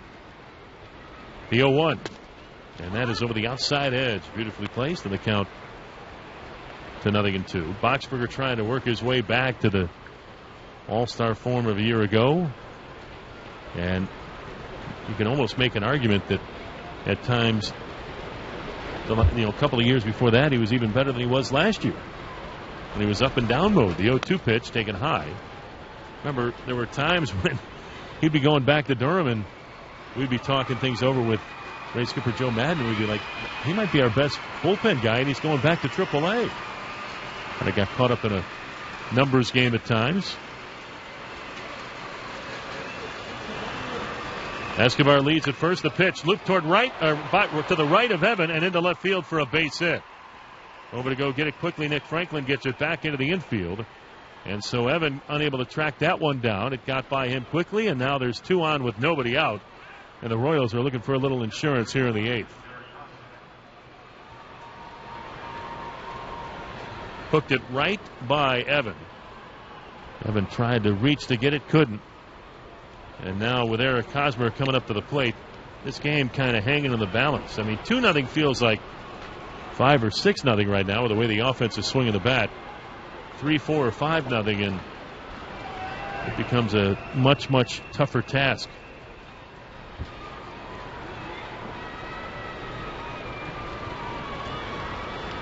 So runners lead at first and second. The Rays were able to get base runners, couldn't do anything with it. Royals first 2 men up, and a nice pick by Casale and a ball down in the dirt for ball 1. Hey, if you're down south and you're in the Port Charlotte area today, Alex Cobb is going to be making the start, weather permitting. They take on the Palm Beach Cardinals at Charlotte Sports Park, so Alex Cobb will be there. Matt Duffy is expected to play 6 innings at shortstop. Mikey Matuk should be in the lineup as well. The 1-0 pitch. Here's a swing and a rollover grounder fouled up the first base line. So if you're down in that area tonight, you'll get a chance to see possibly three big leaguers in the game for a while. I think it's also a Thirsty Thursday, so you can enjoy some beverages at a discounted cost.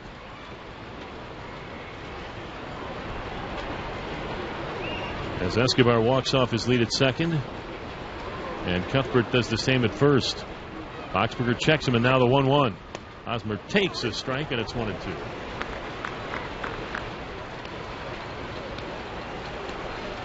Kendrys Morales waiting on deck. A 2-0 Kansas City lead, and Boxberger trying to keep it that way, even though the Royals have 2 on with nobody out. Now the right hitter ready to pitch. Floater grounded right side. Fielded by the first baseman Schaefer. Thinks his only play is the first, so he's going to go there to get the out of Hosmer, who almost kind of gave himself up in that at bat by just hooking it to the right side. So Hosmer putting the ball in play, but does get the runners over. So it's a productive out, something the Rays have not been able to do so far this afternoon. And Jim Hickey's going to go out and have a chat with Boxberger. You think of a couple of times today, if the Rays, in particular left-handed batters, had just been able to pull the baseball even lightly like that, it would have set themselves up for where a hit later on could have, driven in a run or two. And now you look at the Royals, and every time I see them, I just get flashbacks of the last 2 off seasons, especially last year, when in late innings they seem to move base runners and then get themselves set up for one hit that will break the game open. And they're in that situation right now with Kendrys Morales, who over the last 2 years is hitting .322 with runners in scoring position. However, this year 0 for his last 12, including once today. But they're not going to let him bat. They're going to walk him. And that'll load the bases for, Salvador Perez. As they're walking, and we can tell you, $2 Kids Ticket Tuesdays, presented by Morgan Auto Group, is back on Tuesday, August 16th. When the Padres come to town, all kids 14 and under get $2 tickets with a purchase of a full-price paid adult ticket. Call 888-FAN-RAYS or visit RaysBaseball.com/specials. Well, a pick-your-poison moment, that's for sure. As here's ball 4, and during the at-bat, Morales was peeling away pieces of his shields. Arm would come off after ball 2. The leg guard came off after ball 3, and then he took first base. And Salvador Perez, with a kind of a smile on his face as he takes the trip to home plate here. And they're going to run now. Gerard Dyson's going to come in and run for Kendrys Morales, so they got tremendous speed, but he's backed up a little bit with Cuthbert and Escobar in front of him. But indeed, a pick-your-poison moment here. You've got Morales, who's been very, very good over the years against the Rays.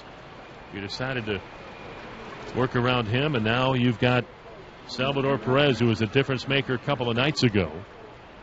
And Boxberger to face him in the first pitch. Swing and a miss, strike 1. Think about Perez, good as a hitter as he is. He does not take walks. I mean, he will swing and swing and swing. So with the command that Boxberger has, you hope he has that command today, then he still won't be able to get him. Bases loaded, 1 out. The 0-1. Floater again, swung at and missed. Strike 2. So doubled up on the changeup. And Perez behind in the count, 0-2. Do you triple up on it? I mean, I do. Why not? You got a catcher at the plate who might be trying to think along with Kurt Casale and Boxberger, and sometimes that gets a catcher into trouble. Escobar leads at third, Cuthbert at second, Dyson at first. The pitch, swing and a miss. He struck him out. So he went fastball at 93 and 3 pitches, and Salvador Perez is punched out, 2 gone. Well, as he said, he's up there to swing. That last pitch, I mean, was dead red, down the middle, fastball blown by him. And the changeup set him up, but the fastball put him away. You know, interesting, Dave, just looking it up, who would you think would have hit the lone grand slam this year by the Kansas City Royals? The last guy I would think would be Gerard Dyson. He is the only man to hit a slam this year for Kansas City. So with 2 outs and the bases full, here's Alex Gordon. He's the difference in the game so far today. He hit a 2-run home run back in the 4th inning. The pitch on its way from Boxberger, and the changeup misses. Or no, it's a delayed strike call by home plate umpire Sam Holbrook. 0-1 the count. Infield playing on the pull, but no shift. The outfield, for the most part, straight up. As the runners lead, they're everywhere. Boxberger with the 0-1, and that is over the outside edge, called a strike, and it's 0-2, and Gordon none too pleased with that last call. And so 0-2 the count. See the replay here in the booth, and Foxtracks might have had it just off the edge. The 0-2, swing and a miss. He struck him out, and Brad Boxberger able to get out of a bases-loaded jam, and the Royals are denied here in the 8th. To the bottom of the 8th. Can the Rays score some runs? They're down. One app for live baseball on your phone and tablet. Logan Forsythe will lead it off against Joakim Soria. And the first pitch from the right-hander is swung on and missed for strike 1.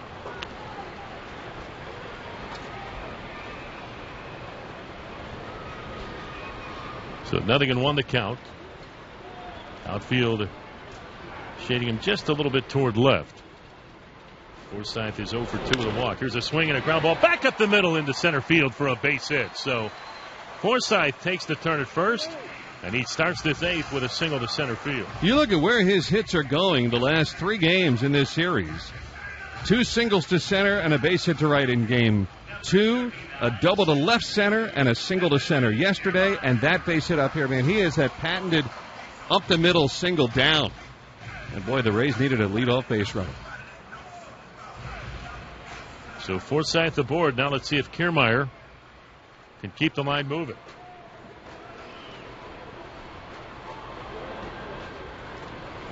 Kevin, so far in the game today, 0 for 3 with a couple of strikeouts. And the first pitch to him here is taken outside for ball 1. Again, the pitcher knows that he wants to try to hook it to the right side to get the runner over, and maybe even go first to third. And what is the first thing Soria does is throws it over the outside edge. But it's called the ball, the 1-0. Check swing and a pitch a little bit low. Did he go? And he did not.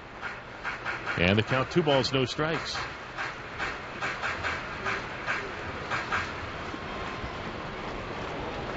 Outfield giving him some room in left center. As Soria from the set pitches. Outside, it's 3 balls, no strikes.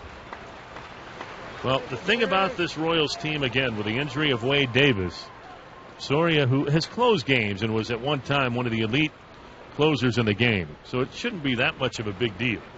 But he goes from being like the 7th inning guy to the 8th inning guy, and Herrera moves into the 9th inning slot.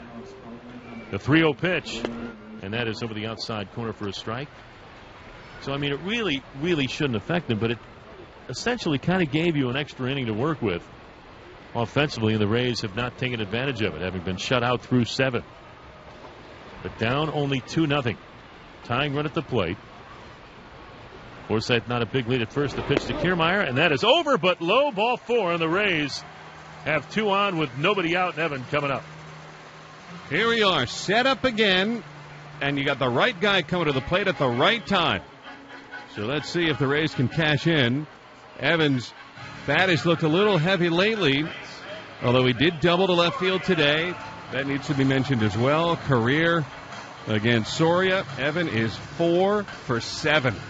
It is all set up. 2 doubles, 2 runs batted in. Chris lets us know, though, he didn't have a hit against him in the last 5 years. So he's due. Boy, is he ever.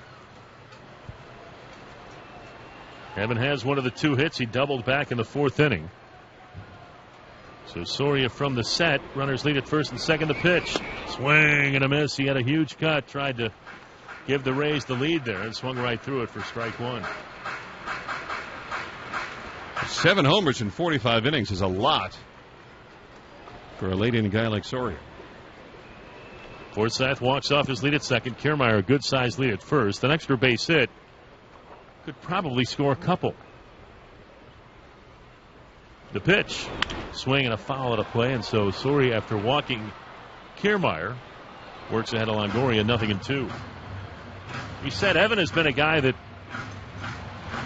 you wanted to play it all season long, and it gives you an idea, too, about the failure aspect of this game. Longoria, one of the best hitters with runners in scoring position, .313 on the season, yet you still make out 7 out of the 10 times. Let's hope this isn't one of those times. And now time is called.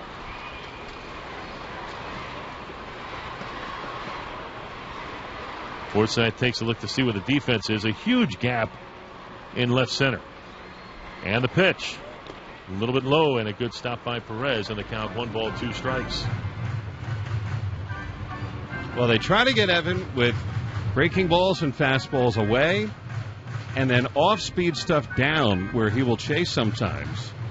Evan's been expanding his strike zone a little bit this past week, but for about 2 months straight, he was very structured in that zone.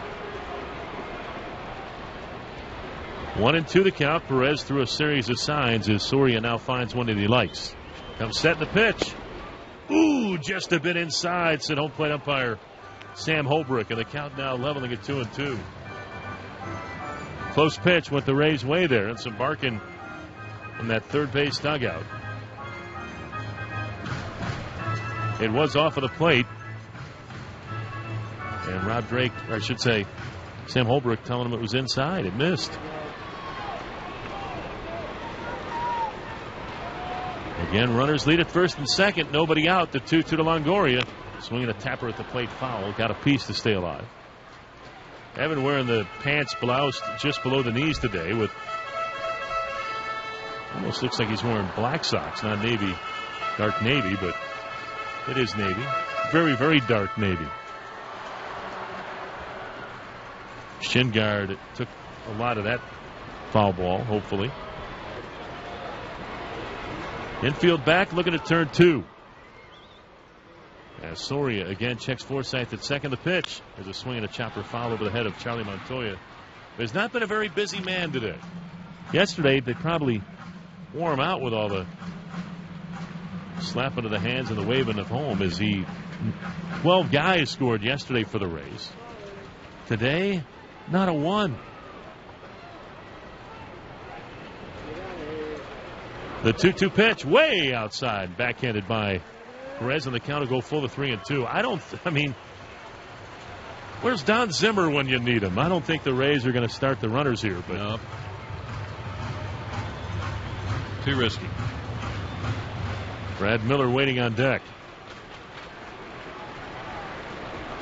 Tying runs aboard for the Rays here. Nobody out in the bottom of the 8th inning. Forsythe takes his lead at second. Kiermaier again a real good sized lead at first. And the 3-2 to Longo, swung on and missed, strike 3. Through what probably was going to be ball 4 underneath his hands, a changeup that fell out of the strike zone, and Longoria is a big out number 1 here in the 8th. Yep, just as you said, off speed, down and in, and it had quite the drop at the very end.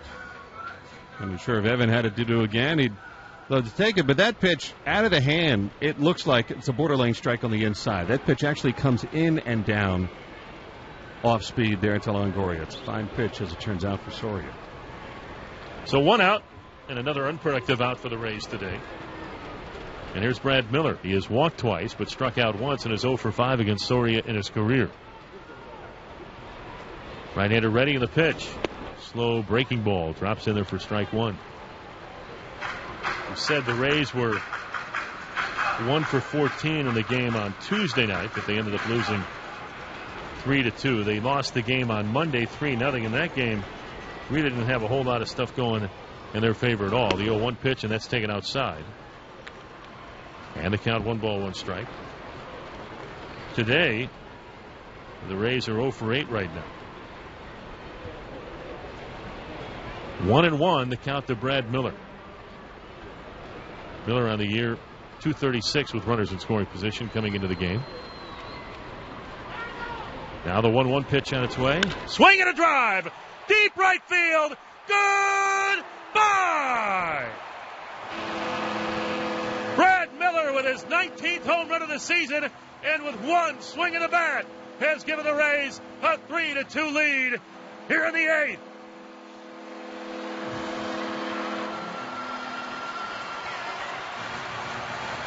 That ball just jumps off his bat, and the Rays use the 3-run homer to their favor again as Miller connects for his 19th. Got a pitch out over the plate, and he did not miss it.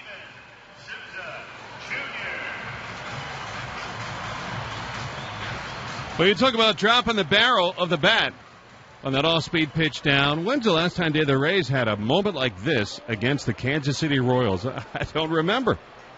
Incredible. First pitch to Steven Souza Jr., and he skies one to left way up into the daytime dome. Missed the B ring, and camping underneath it is the left fielder Alex Gordon. He makes the catch. Souza Jr. just missed that one. And now there's 2 outs. By the way, the ball came off of Brad Miller's bat at 108 miles per hour and went 416 feet. Well, isn't baseball a funny game? You had Evan Longoria up against Soria, and Evan had some great numbers against him. Couldn't get it done. And then you bring Brad Miller, who had been 0 for 5 against Soria, and he hits a 3-run homer. So here's Corey Dickerson with 2 outs. And the base is empty, and the pitch to him is lifted to right field and deep. Back at it, Orlando, back to the wall. Can't get it, it's off the wall. Carob's off the 370 sign to the center fielder, Billy Burns. Dickerson on his way to second takes the turn, but he's going to stay right there with a 2-out double.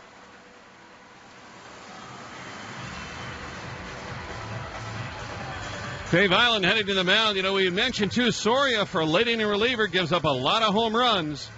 And now one that just missed from Corey Dickerson. And now can the Rays get the insurance run with Brad Miller getting a chance to swing left-handed, his stronger side. He did coax the walk against the left-hander Strom when he was batting righty last time, but this is a chance to drive in runs. And, you know, Nick Franklin, in short amount of time with the Rays, has been pretty good runners in scoring position. 6 for 17. That's very good. 353. And his first chance in that situation right here. So,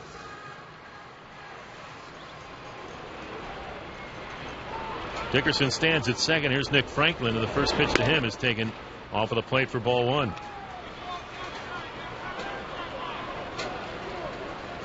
Franklin today has walked. The Rays did have 4 walks against Ian Kennedy, and one of the things that did, along with, maybe that was the plan all afternoon long, swing and miss a lot, strike out a lot, but also take some walks so you pump up the pitch count and you get them out of the game. Yeah, that was it. That was the plan.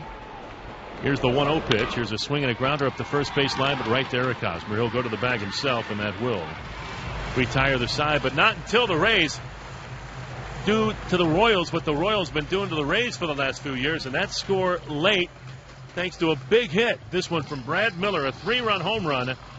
And as we go to the Rays, we go to the 9th. Alex Colomé is on to try to close it out, and it'll be the lower third of the batting order for Kansas City.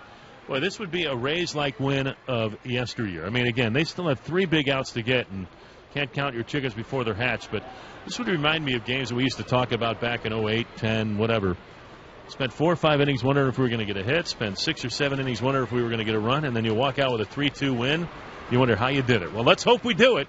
And to take us through the ninth, here's Andy. All right, Dave, thank you. And a swing and a line drive up the middle, base hit by Paulo Orlando against Alex Colomé. That didn't take long. A solid single right up the gut. And the Royals get the leadoff man aboard just like that. You got to keep in mind with guys like Orlando who can run, he could try to swipe one here, 7 stolen bases, and now you get Billy Burns at the plate. They might even try to bunt him over. We shall see. Christian Colon on deck after Burns, who, remember, they do have Lorenzo Cain available to pinch hit as well. So it just got a little harder. The Rays are the right guy on the mound and see if he can nail it down. But Orlando, the tying run at first. Rays will play double play depth at short and second. Evans shallow at third against the switch-hitting Burns. See if he lays it down. He does. And he bunts it foul, though, in the air and back behind the plate onto the screen. It's 0-1. Burns has flied to right twice and struck out. If nothing else, I'm glad that Drew Smyly does not have to suffer a tough luck loss. He pitched very well today. If Colomé saves it, it'll be Boxberger's game to win. But these Royals, late in games especially, they seem to put the bat on the baseball. They're hard to nail down. 0-1, the count to Burns. Playing just his second game with the Royals. Colomé sets and throws to first, and Paulo Orlando back in. And another 3-hit game from Orlando also. You look at his series. 3 hits in game 1, another hit, a double, in fact, in game 2. Hitless yesterday, but walked, and 3 more hits today. 0-1, the count to Burns. Orlando has extended his lead, not running the pitch. Fouled straight back. He had the bunt off there. And no balls, 2 strikes. Colomé with a good live fastball at 94. It's no balls, 2 strikes to count.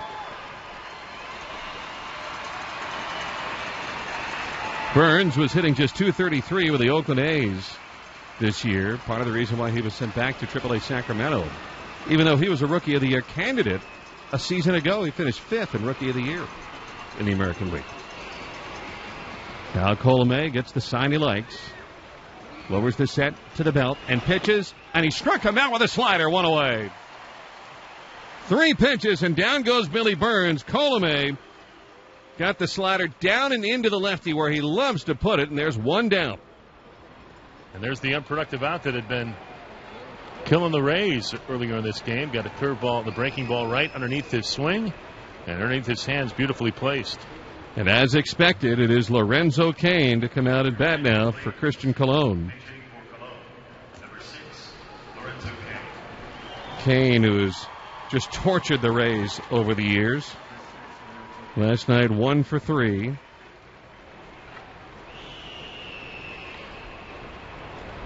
And he comes up in a spot where he could certainly provide a lot of damage. Now, he is a .285 hitter, 12 doubles, 8 homers, and 40 runs batted in. But he is a guy that, I think as well as anybody in this league, late in games, he gives you a tough fight of an at-bat.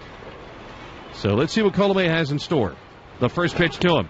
Check swing at the slider, and he went strike 1. He was looking first pitch fastball, and he could not hold back, and the count 1 strike. Well, and the thing is, as an outfielder, you're playing deep as part of the no doubles defense, but you've also got to be aware of the fact that while Cain can run, Orlando can fly. So you got to get the ball back in quickly, and as an infielder on the cutoff, you got to anticipate he might be trying to take an extra base. You got to get it the base you don't want him to go to. Check swing at another slider. This one outside. He held off. And 1 ball and 1 strike. Cain's a good pinch hitter, although not doing so at all this year. This is his first one, but 5 for 11 career. He was their big weapon off the bench, and they're pressing that button. 3-2 Rays. Top of the 9th, 1 out. Orlando the tying run at first. Colomé pitches. Slider swung on and missed, strike 2. I don't even think that was where he wanted it to be. It kind of went up and in and more towards the middle of the plate, but he got it by Cain. It's 1 ball, 2 strikes.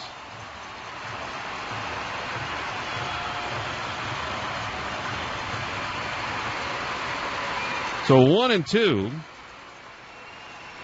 Colomé, who's had a lot of 1, 2, 3 innings as a closer this year. A lot of drama-free innings, but with the base hit by Orlando, it ratcheted up the intensity right away. The 1-2 pitch. Swing, line drive, base hit center field. Orlando to second and holds. That slider was up again, just like the last one. And this time, Kane looked like he slowed his swing down, just went out and met it up the middle. He just gives you such a good at-bat, and now it's 2 on and 1 out. And the Royals, we've noted over the years, and we saw it so much in postseason a year ago, they wear out the middle of the field late in games. They go gap to gap. Well, they're going to take the pitch and go with it. So if you leave the pitch out over the plate, they'll go with it back over the middle. If you leave it over the outer edge, they're going to try and just punch it through the opposite field. In those situations, especially when they get to 2 strikes, they're not going to try to do too much. So it's 2 on and 1 out, and here comes Alcides Escobar. Another guy that drives it to the middle of the field. Single today, 1 for 4. And Colomé and the Rays in trouble. From the stretch, the right-hander steps off the rubber. So Alex has to clear his mind a bit. Escobar, who runs well, but has hit into 11 double plays. Colomé's first one to him. Check swing bouncer back towards the mound. Colomé bare hands, throws on to first, just in time to get him for out number 2, but both runners advance. And now it's second and third with 2 down, and it'll be Colomé against Cheslor Cuthbert with his game on the line. That is a beautiful play by Alex Colomé. I'll tell you what, he could field his position fairly well. I mean, I want to even go back a little further and say well. I know he's had a couple of plays that he'd love to have back, but that was not an easy play for a pitcher, and especially a lot of closers who, a lot of them aren't very good fielding pitchers, but he got off the mound in a hurry, gathered that one in, and then stepped and threw to first with something on it to get a Speedy Escobar by a half a step. And now Jim Hickey out to have a little chat about, you've got Cuthbert at the plate, righty on righty, and then you've got Hosmer coming up next. So do everything you can to get Cuthbert here so you don't have to face Hosmer with the bases loaded. Yeah, you want no parts of Hosmer. So the tying run at third in Orlando, the go-ahead run at second in the very speedy Lorenzo Kane. And where do you play the outfield? Kevin Kiermaier is looking into the dugout and holding his hands in the air saying, where do you want me to play? He's wondering if they should be more towards left center. He's going to stay shaded towards right center and shallow. And Souza in several steps in right as well. Second and third, 2 down, 9th inning, 3-2 Rays. And Colomé with a set and his first pitch. Slider called strike 1. It's 0-1. Cuthbert appeared to be tanking all the way. Well, Alex Colomé, who exuded such a calm presence on the mound, he seems to control his breathing out there and always seems to have his pace in mind. He has really grown right before our eyes this year as a late inning reliever. This is his biggest pressure spot in a while. 0-1. Fastball low. 1 ball, 1 strike. Good stop by Caselli. He's got to be big back there. That one almost snuck by him, but he's got to be real big back there to make sure that a wild pitch does not get by him. Yeah, I don't think he went down and turned the glove over. He kind of pancaked it straight down onto the dirt. 1 ball and 1 strike. Orlando from third, Kane from second, both extended leads. Here comes Colomé home. Swing and a miss at the slider, strike 2. And the Rays are a strike away. It is 1 ball and 2 strikes. Little flatter than I think most of his sliders have been, but it had some tilt to it, which helped. Started out over the middle part of the plate, went off the plate about a baseball or 2. I don't know if I mess around with anything else, although, again, you can see Cuthbert kind of cheating a little bit toward the outer edge. Maybe you bust a fastball in underneath his hands first, go back out there, but Cuthbert looks like he's thinking away, too. 1-2 the count. Right-hand pitcher and right-hand batter. Alex slightly on the first base side of the rubber. He sets a big deep breath. He throws. Got him swinging, and the Rays have won it. He went down and away with a slider, and Cuthbert chased it to end the afternoon. And the Rays, with one of the best feel-good wins of the year, have defeated the Royals by the final score of 3-2. Brad Miller's 3-run homer in the bottom of the 8th inning wins it for the Rays, and Colomé slams the door after allowing the Royals to get a couple of men aboard. The Rays end the series split with Kansas City 2 games apiece.